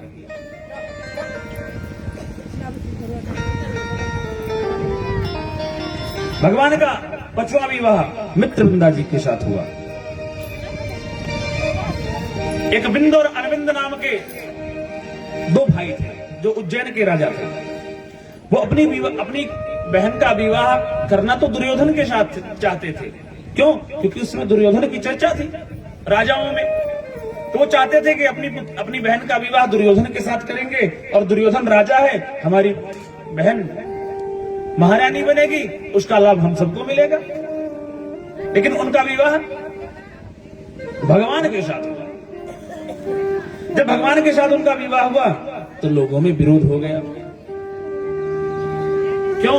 क्योंकि भगवान स्वयंवर में, जब उस स्वयंवर में गए तो वो चाहते थे कि भगवान के गले में वरमाला ना पड़े, लेकिन मित्रवृंदा ने तो संकल्प कर लिया कि मैंने वरमाला सिर्फ भगवान के गले में ही डालनी। भगवान ने लोगों के विरोध को तोड़ते हुए मित्रवृंदा को स्वीकार किया, और भगवान का छठा विवाह नागनिजिति के साथ हुआ। कौशल देश के एक राजा थे, उनकी पुत्री का नाम नागनिजिति था।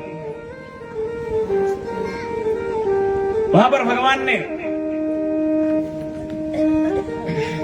अपना 7 स्वरूप धारण करके 7 बैलों को एक साथ नाथ बांधने के कारण से भगवान का जो पौरुष वहां पर दर्शन किया, उससे भगवान का छठा विवाह संपन्न हुआ नागनिजिति के साथ। भगवान का एक विवाह जो शुभ मंगल मुहूर्त में विचार के बाद हुआ, वो भगवान की बुआ की पुत्री के साथ हुआ। 7वां विवाह भद्रा के साथ हुआ।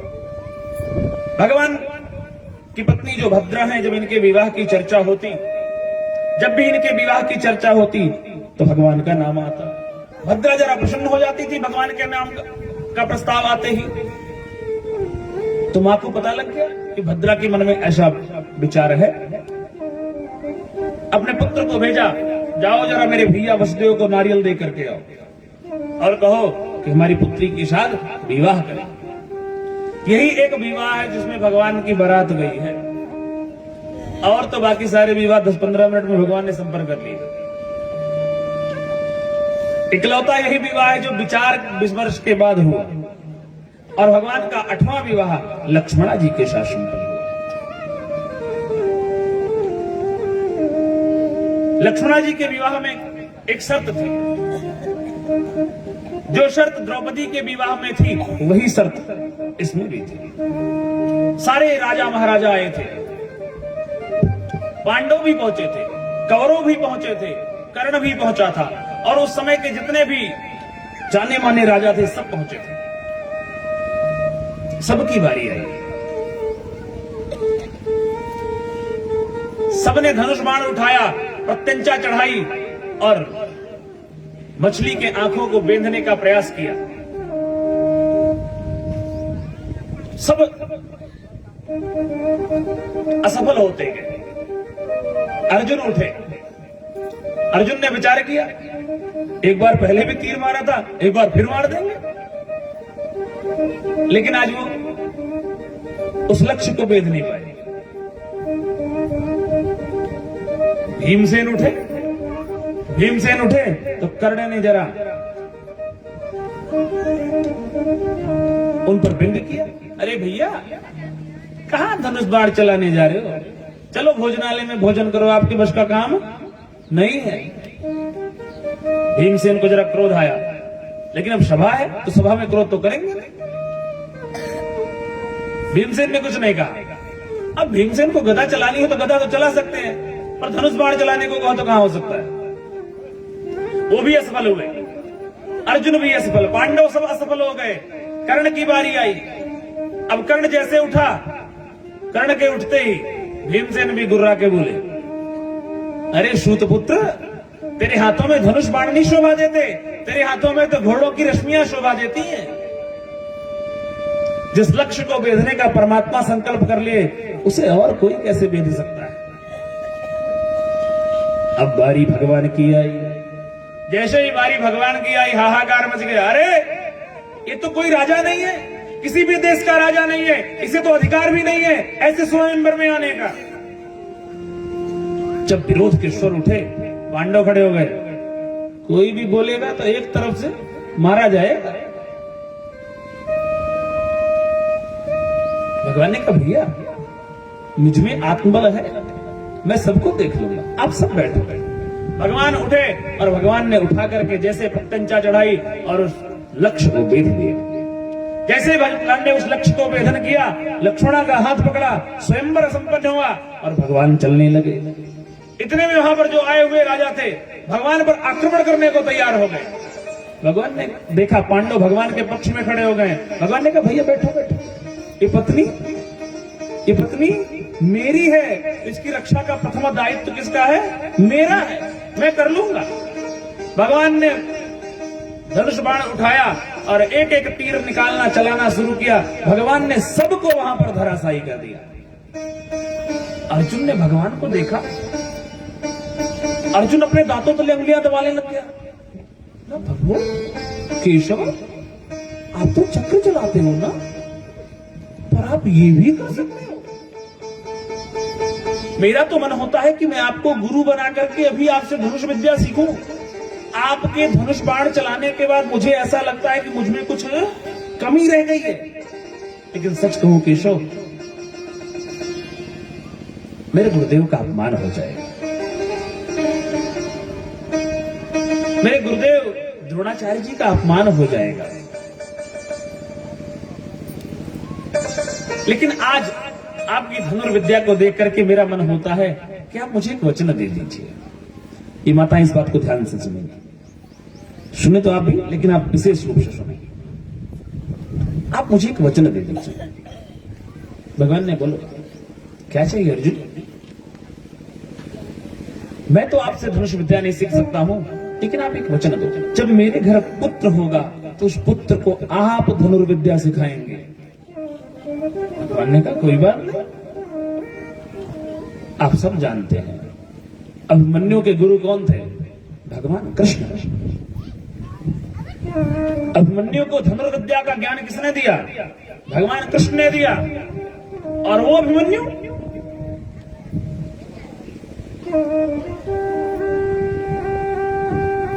अपनी मां के गर्भ में एक छोटा सा बालक पल रहा है। मां के गर्भ में एक छोटा बालक पल रहा है।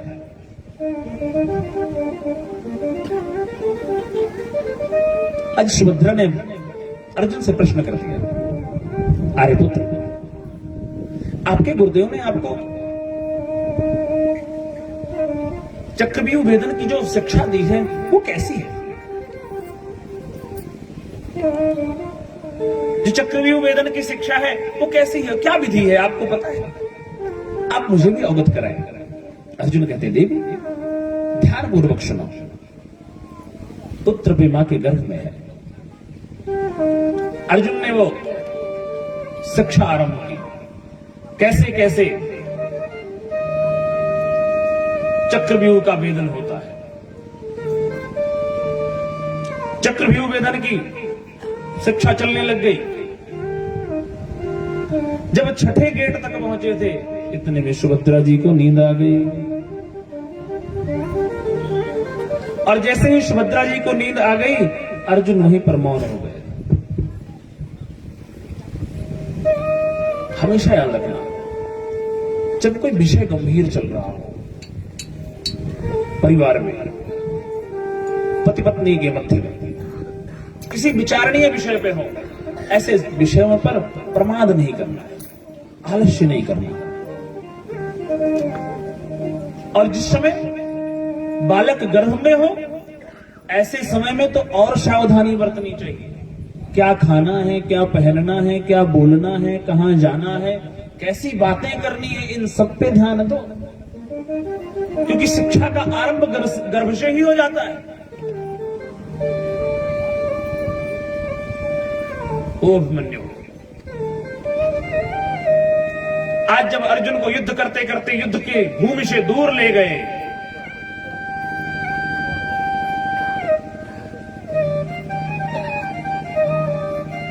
वार्ता चल रही थी, युधिष्ठिर, भीमसेन, नकुल, सहदेव सब चिंतित। छोटा सा नन्हा बालक, 16 वर्षीय बालक अपने दादा के सामने आता है। तात, मैं देख रहा हूं प्रातः काल से आप सबका मुख मलिन है, क्या बात हो गई? युधिष्ठिर कहते, पुत्र आप मत जानिए क्या बात हो गई। अभिमन्यु कहता है, तात अब कहो तो सही, क्या बात है, आप एक बार बताओ तो सही। युधिष्ठिर वो सारी बातें बताते कि आज चक्रव्यूह का निर्माण किया है गुरु द्रोणाचार्य ने, और चक्रव्यूह वेदन की शिक्षा कोई जानता है तो वो तुम्हारे पिता अर्जुन जानते हैं। वो बच्चा उछल पड़ा, कहता, तात वो विद्या मैं भी जानता हूं। युधिष्ठिर की आंखों में आशा की किरण जगी। पुत्र, आप कैसे जानते हो? आपको पता है जब मैं गर्भ में था तो मेरी मां को पिता ने वो विधि बताई थी। इतना बताते ही बालक का मुख जरा कुम्हला सा गया। उसने कहा, तात पिताश्री, मैं चक्रव्यूह भेदन तो कर सकता हूं, उसको भेद तो सकता हूं, पर मैं उससे निकलना नहीं जानता। उस समय मेरी मां सो गई थी। भीमसेन उठे, कहते, पुत्र यदि तू चक्रव्यूह का भेदन कर सकता है तो मैं निकलने के लिए मैं सहायता करूंगा। भीमसेन के साथ चक्रव्यूह भेदन के लिए वो 16 वर्षीय बालक निकला, और पहले ही गेट पर जयद्रथ आदि ने भीमसेन को रोक लिया। चक्रव्यूह का भेदन करते करते चक्रव्यूह के निकलने के छोर पर अभिमन्यु पहुंच गया। अब अभिमन्यु के हाथों में कुछ नहीं रह गया है। अब अभिमन्यु को अपनी मृत्यु दृष्टिगोचर होने लगी, दिखने लगी। चारों तरफ बड़े बड़े अतिरथी महारथी खड़े हैं।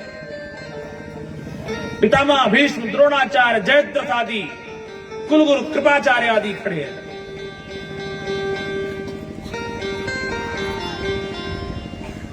उस नन्हे से बालक पर, उस निहत्थे बालक पर सबने मिलकर आक्रमण किया, और परिणाम वह पुत्र वीर गति को प्राप्त हुआ।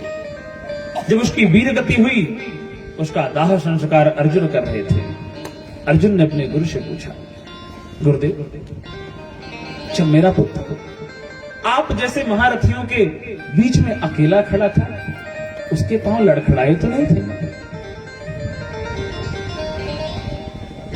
कुलगुरु कृपाचार्य जी, आप बताइए, मेरे पुत्र के आंखों में भय तो नहीं था?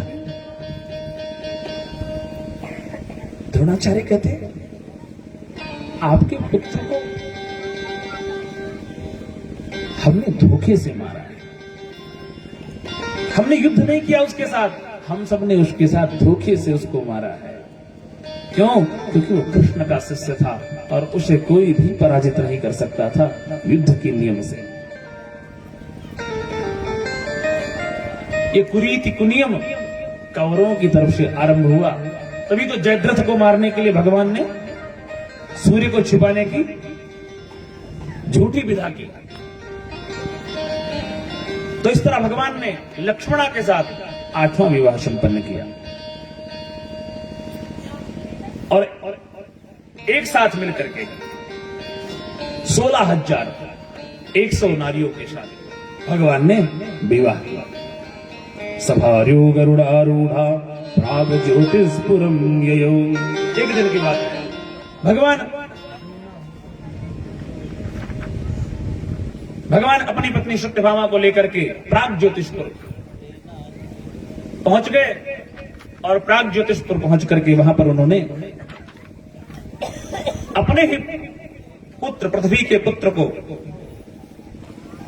भगवत धाम प्रदान करके वहां पर 16,100 नारियों को भगवान ने स्वीकार किया। समाज में लोगों को ये चरित्र ये शिक्षा देता है जो समाज से बहिष्कृत हो चुके हैं, जिनको समाज स्वीकार नहीं करता है, जिनकी तरफ समाज उंगलियां उठाता है, ऐसे लोगों को भी भगवान स्वीकार करते हैं। भगवान के इस चरित्र को समझने के लिए पहले भगवान के चरित्र को चिंतन करना पड़ेगा, उसका आचरण करना पड़ेगा। क्या समाज ने जिसको बहिष्कृत कर दिया है कोई स्वीकार करेगा? उन नारियों को जिनको बंदी बना रखा था उनको भगवान ने स्वीकार किया। तो ऐसे भगवान ने 16,108 विवाह संपन्न किए। आइए हम भगवान से प्रार्थना करते हैं कि हे प्रभु, इस जीवन में और कोई अभिलाषा नहीं, बस यही अभिलाषा है कि आप हमारा साथ जीवन भर देते रहें।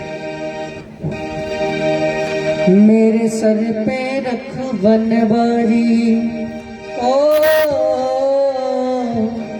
ओ मेरे सर पर रख बनवारी, अपने दोनों हाथ, देना हो तो दीजिए जन्म जन्म का साथ, देना हो तो दीजिए जन्म जन्म का साथ, अरे देना हो तो दीजिए जन्म जन्म का साथ, देना हो तो दीजिए जन्म जन्म का साथ। ओ मेरे सर पर रख बनवारी, मेरे सर पे रख गिरधारी, ओ मेरे सर पे रख बनवारी, मेरे सर पे रख बनवारी, अपने दोनों हाथ, देना हो तो दीजिए जन्म जन्म का साथ, देना हो तो दीजिए जन्म जन्म का साथ।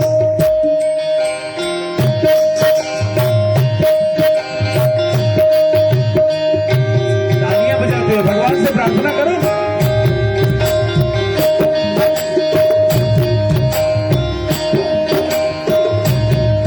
किसको किसको भगवान का साथ चाहिए? सबको चाहिए ना? तो दोनों हाथ।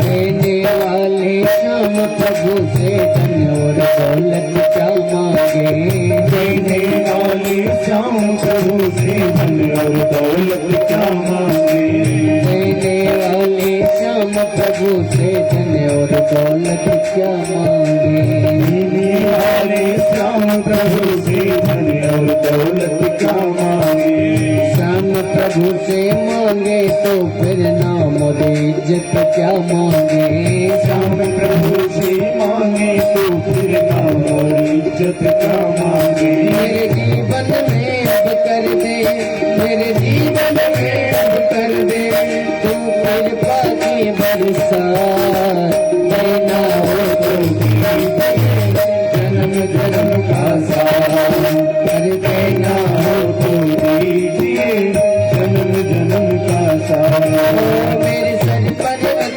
बनवारी, मेरे सर पर रख गिरधारी, ओ मेरे सर पे रख बनवारी, मेरे सर पे रख गिरधारी, अपने दोनों हाथ, देना हो तो जन्म जन्म का साथ, देना हो तो दीजिए जन्म जन्म का साथ।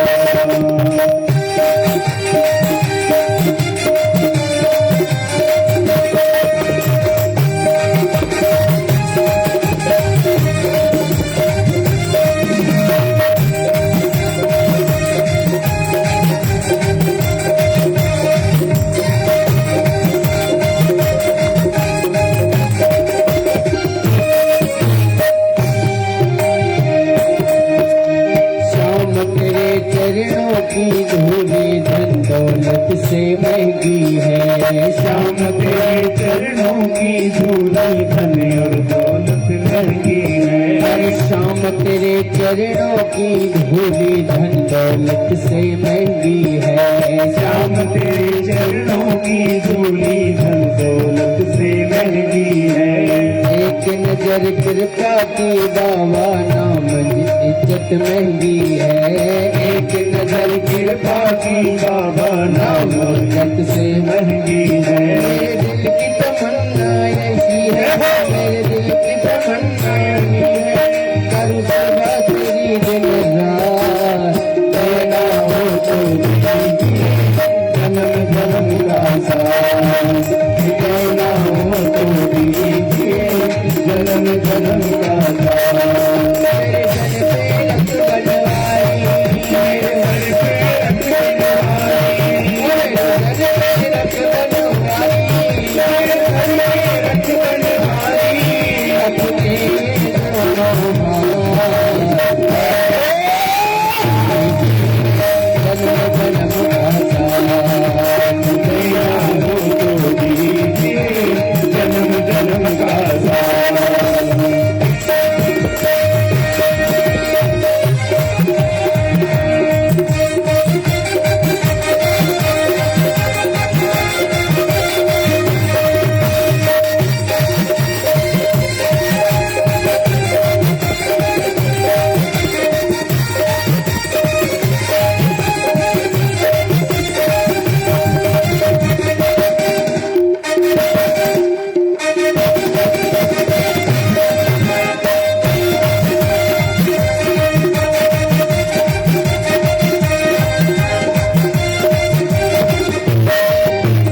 बरस रहे हैं गम की धूप में, प्यार की छैया कर दे तू।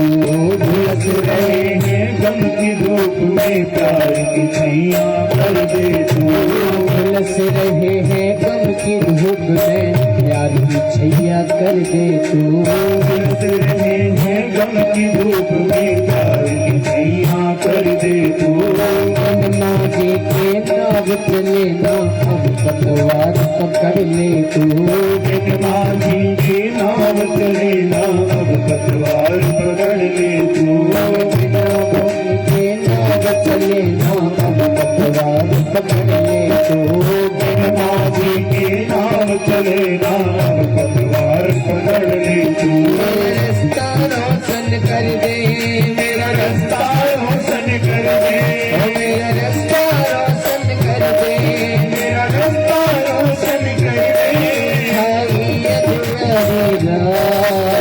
रात, दीजिए जन्म जन्म का साथ। तेरा हो तो दीजिए जन्म जन्म का साथ।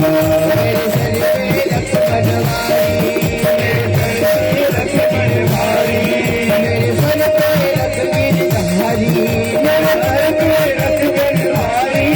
अपने दोनों हाथ। तेरा हो तो दीजिए जन्म जन्म का साथ। तेरा हो तो दीजिए जन्म जन्म का साथ।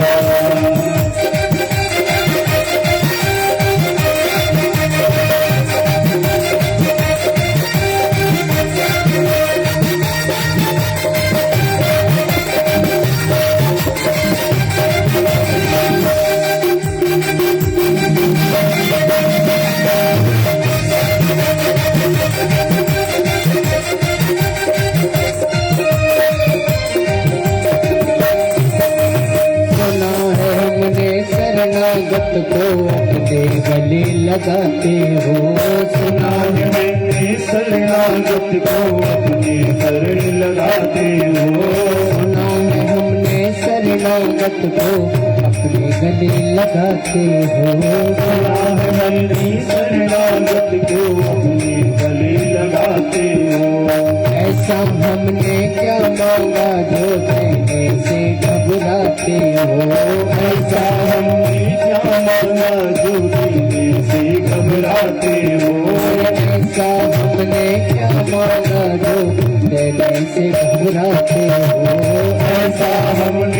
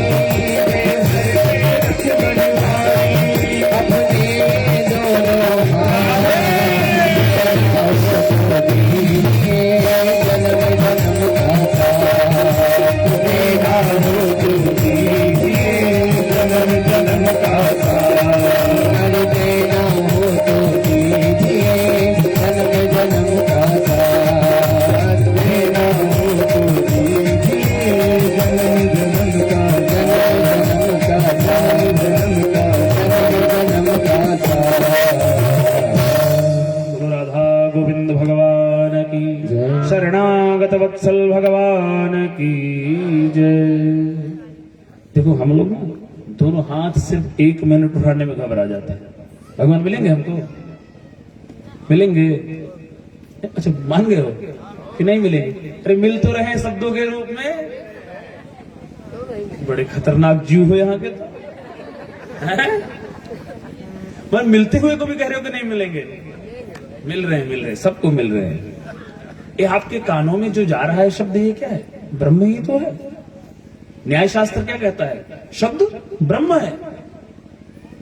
इसलिए शब्दों का बहुत बड़ा महत्व होता है जीवन में। एक शब्द हलाल करता है तो एक शब्द मलाल पैदा करता है, तो एक शब्द आपके जीवन की सारी दुख दारिद्र्य को दूर कर देता है। शब्द ही तो होते हैं, या और कुछ होता है? मैं आपके साथ हूं, ये शब्द ही तो है। आप मुझे जब मर्जी याद करना, ये शब्द ही तो है। मैं आपसे प्रेम करता हूं, ये शब्द ही तो है। मैं आपसे नफरत करता हूं, ये शब्द ही तो है। इन शब्दों का आश्रय लेकर के ही तो जीवन निर्माण होता है। वाह जी वाह। चलो, आज मैंने घड़ी नहीं पहनी।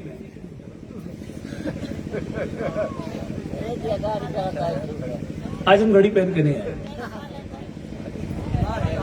काहे उठाए लगो भैया?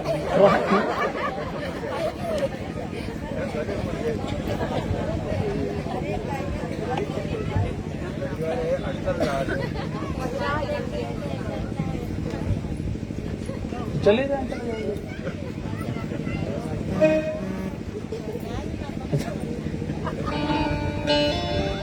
एक पंजाबी में कहावत है, जेड़ा हाथ करेगा तां ओदी राम जी फड़ेंगे बां, जेड़ा हाथ करेगा थल्ले ओदे कख नहीं पैना पल्ले।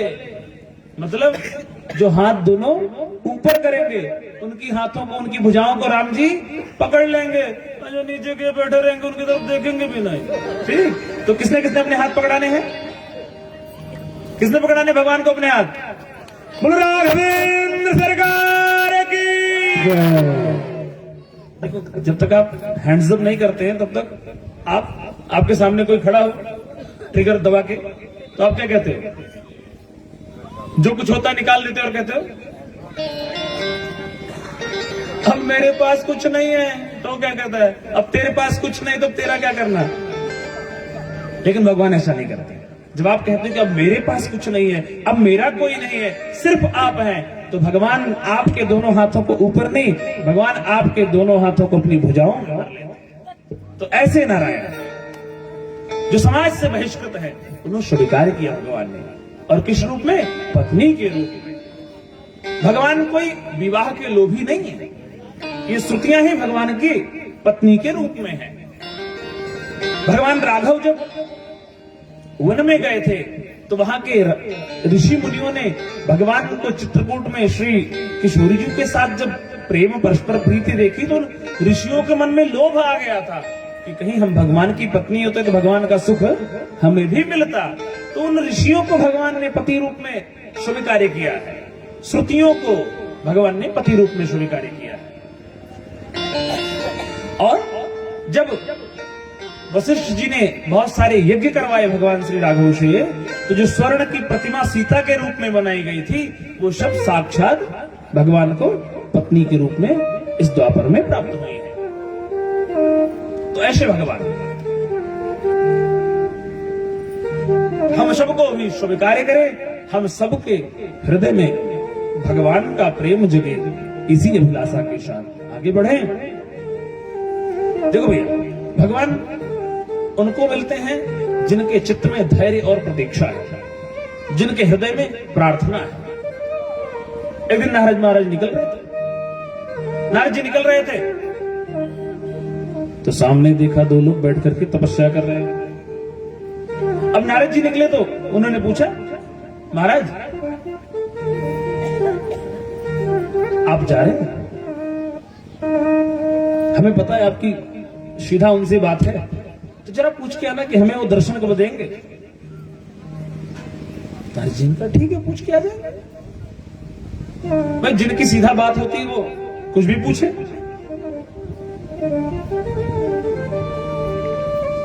नारद जी महाराज पहुंचे भगवान के पास, बोले महाराज वहां पर दो लोग तपस्या कर रहे हैं और वो पूछ रहे हैं कि आप उन्हें दर्शन कब देंगे। तो भगवान ने कहा जिस वृक्ष के नीचे बैठ करके वो तप कर रहे हैं उस वृक्ष में जितने पत्ते हैं उतने जन्म लग जाएंगे उनको दर्शन प्राप्त होने।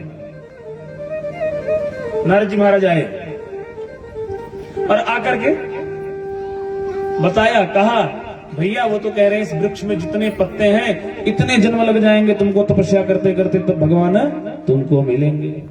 एक उठा जो हमारे आपकी तरह था, बोला अब इतने दिन में मिलेंगे तो इतना टाइम थोड़ी हमारे पास, हम तो चलते हैं। उसने आसन उठाया, बासन उठाया, घर पहुंच गया। और दूसरा जो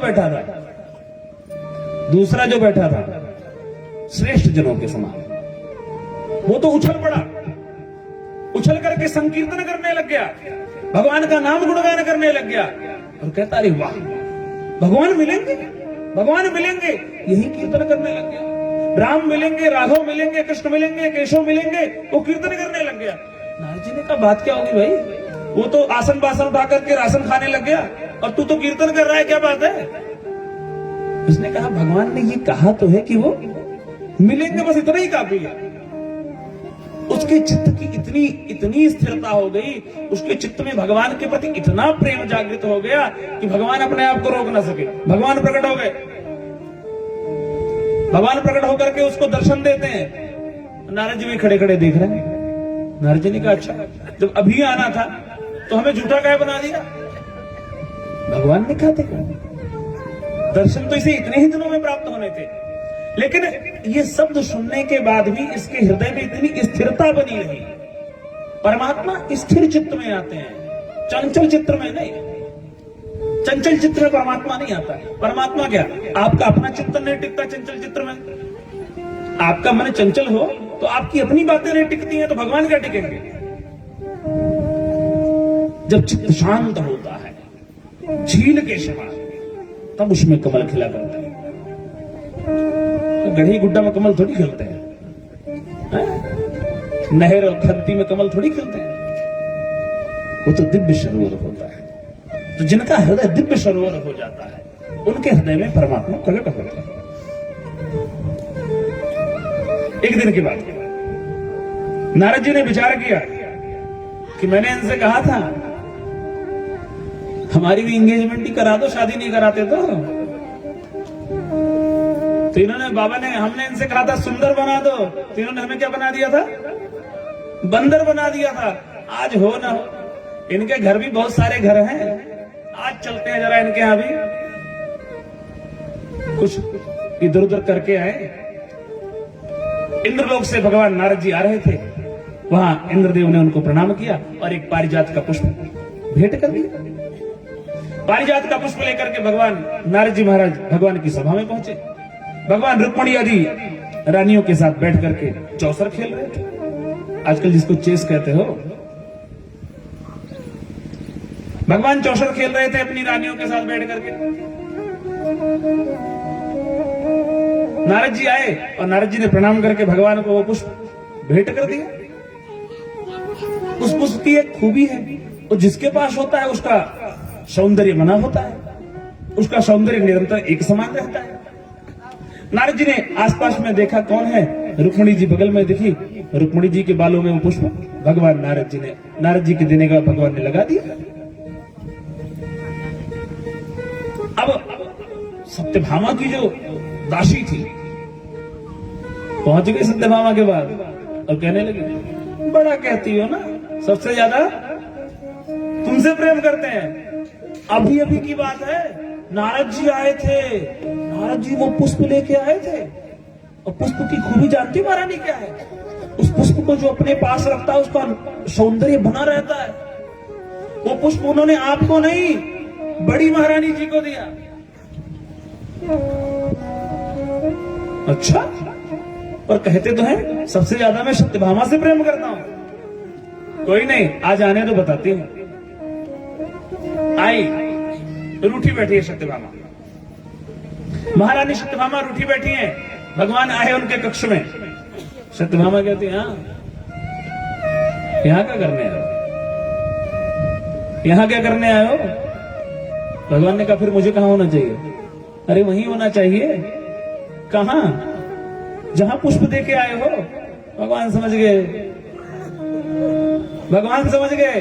भगवान ने तुरंत मौका संभाला। अरे देवी कैसी बात करती हो? पुष्प? रुक्मणी जी को तो एक फूल दिया है, मौका लगा ना तो आपके आंगन में मैं पेड़ ला के रख दूंगा पारिजात का। माताएं जब कभी कुछ मांगे हैं, आगे के लिए बता देता हूं, ठीक? जब पत्नी कुछ मांगे मना नहीं करना, तुरंत कहना हाँ हाँ अभी जो कहो ला दो।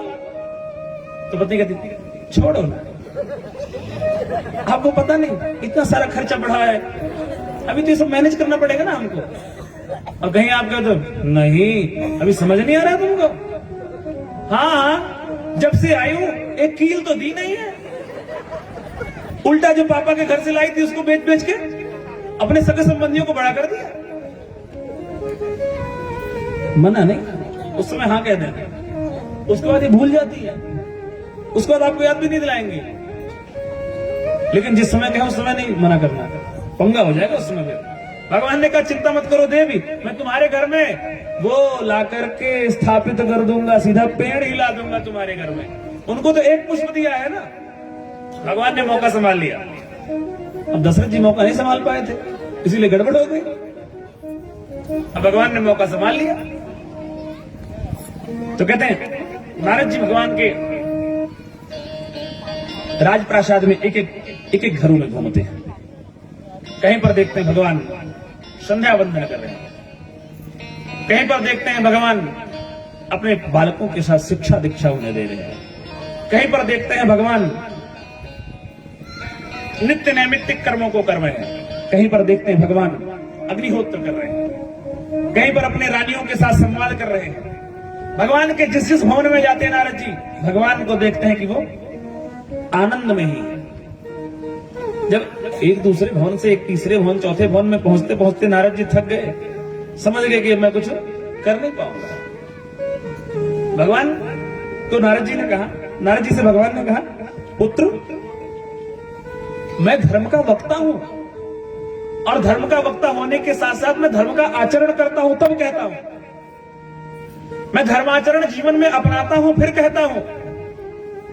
उस दिन आपने गलती कर दी थी, आपने प्रस्ताव नहीं गलत रखा था, आपने गलत व्यक्ति के साथ प्रस्ताव रख दिया था।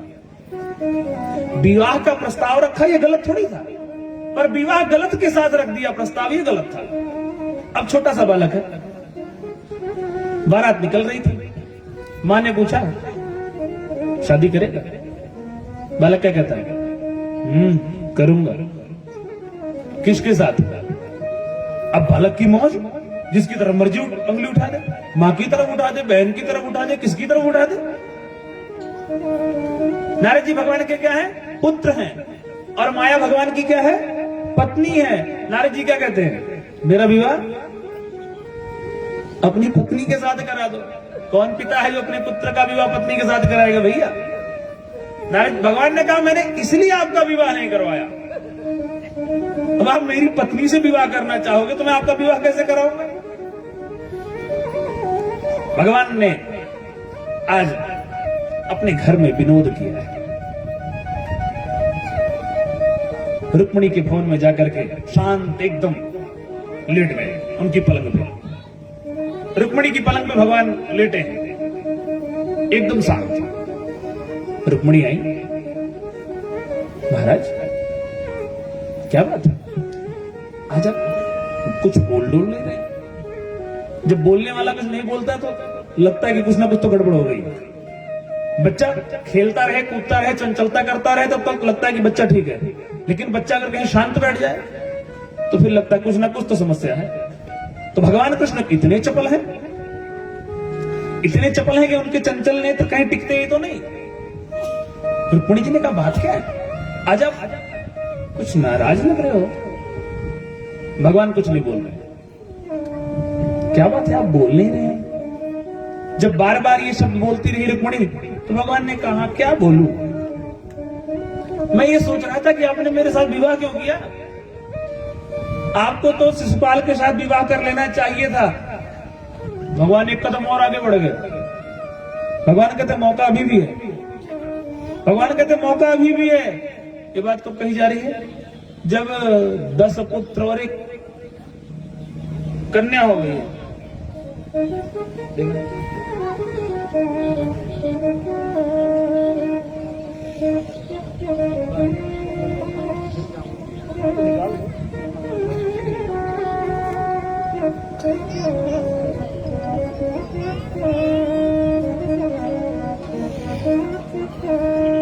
पीले कपड़ों की समस्या होती है ना, कथा जल्दी विराम कर लेंगे।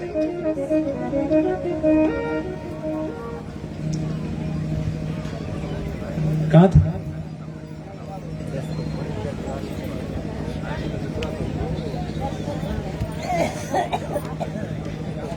हाँ, भगवान कहते हैं कि अगर अभी आप चाहो तो शिशुपाल के साथ विवाह कर सकते हो।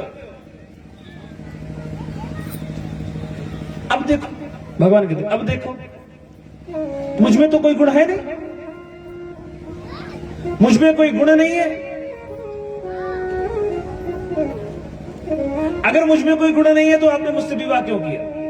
और एक बात कहूं, ना तो मुझ में कोई गुण है, ना ही मेरे कुलगोत्र का कोई पता, ना ही मेरे खानदान का कोई पता।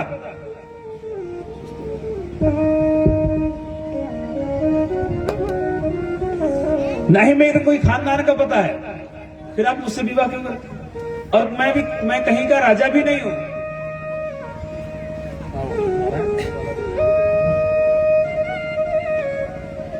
युवा बच्चे हैं, समाज को कुछ जरूर देंगे, है ना?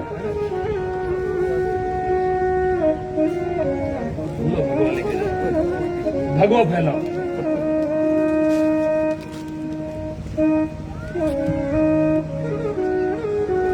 अब कम से कम फेसबुक पे डालेंगे तो जय श्री राधे तो लिखेंगे लोग।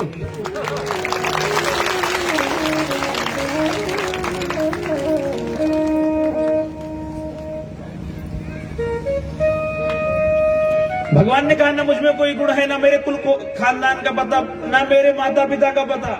कोई मुझे कहता मैं नंद और नंद का पुत्र हूं, कोई कहता है मैं वसुदेव का पुत्र हूं। मेरे किसी का पता ही नहीं है, मुझ में कोई गुण नहीं है। फिर भी आपने मुझसे क्यों विवाह कर लिया? और तो और मैं देखने में भी जरा सुंदर नहीं हूं, तो आपने मुझसे विवाह क्यों कर लिया? इतना कहते ही जैसे ये सारे प्रस्ताव भगवान रखते गए, रुक्मिणी जी मूर्छा को प्राप्त हो गई।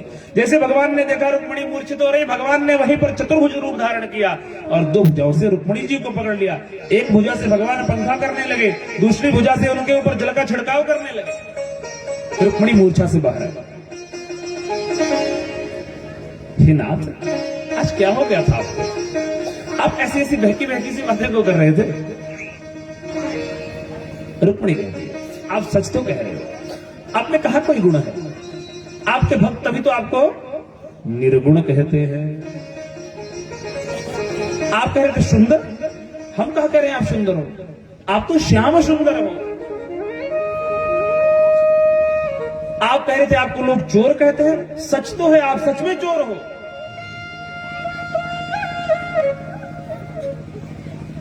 ब्रजे प्रसिद्धं नवनीत चौरम गोपांगनानां चदकुल्य चौरम अनेक जन्मार्जित पाप चौरम चौराग्रगण्यम पुरुषम नमामि।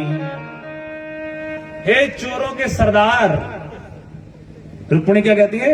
हे चोरों के सरदार चौराग्रगण्यम, हे चोरों के अग्रगणी सरदार, आप सच तो कह रहे थे, आप चोर हैं। आप दूध दही माखन थोड़ी चुराते हैं। दूध दही माखन तो चुरा करके गोपियों को सुख देते हैं, लेकिन आप सच में पता क्या चुराते हैं? अनेक जन्मार्जित पाप चौरम, अपने भक्तों के अनेक जन्म जन्मांतरों के पापों को चुरा लेते हैं और उनके पापों को चुरा करके उनको स्वीकार कर लेते हैं। इसलिए चौराग्रगण्यम पुरुषम नमामि। बोलो चोर भगवान की। हाँ, बोलो काले कलूटे भगवान की। बेइज्जती नहीं कर रहा हूं, ऐसे ही है। भगवान काले नहीं है? भगवान काले हैं कि नहीं? कहने को तो बहुत कुछ है, पर घड़ी नहीं देखूंगा मैं, ठीक? चलो एक बात बताता हूं। दो सखी थी, दो सखियां थी। एक का पति जरा सुंदर था और एक का जरा तो दोनों आपस में भिड़ी रहती थी। दोनों आपस में भिड़ी रहती थी। तो जिसका वो जरा ज्यादा दुखी थी। तो एक दिन संत आए। संत जब आए तो उन्होंने संत के सामने बताया, महाराज ऐसी ऐसी बात है, मेरी सखी ऐसा कहती है। बोले कोई नहीं, अब की बार कहे तो कहना हाँ तेरा पति तो सुंदर है, मेरा पति श्याम सुंदर है। काले काले हो तुम, काले काले हो तुम, बंसी वाले हो तुम। अगर काले होकर के इतना तांडव करते हो तो कहीं गोरे होते तो क्या कुछ करते? दो लाइन गुनगुना दो। काली काली जुल्फों के फंदे न डालो, काली काली जुल्फों के फंदे न डालो, हमें जिंदा रहने दे।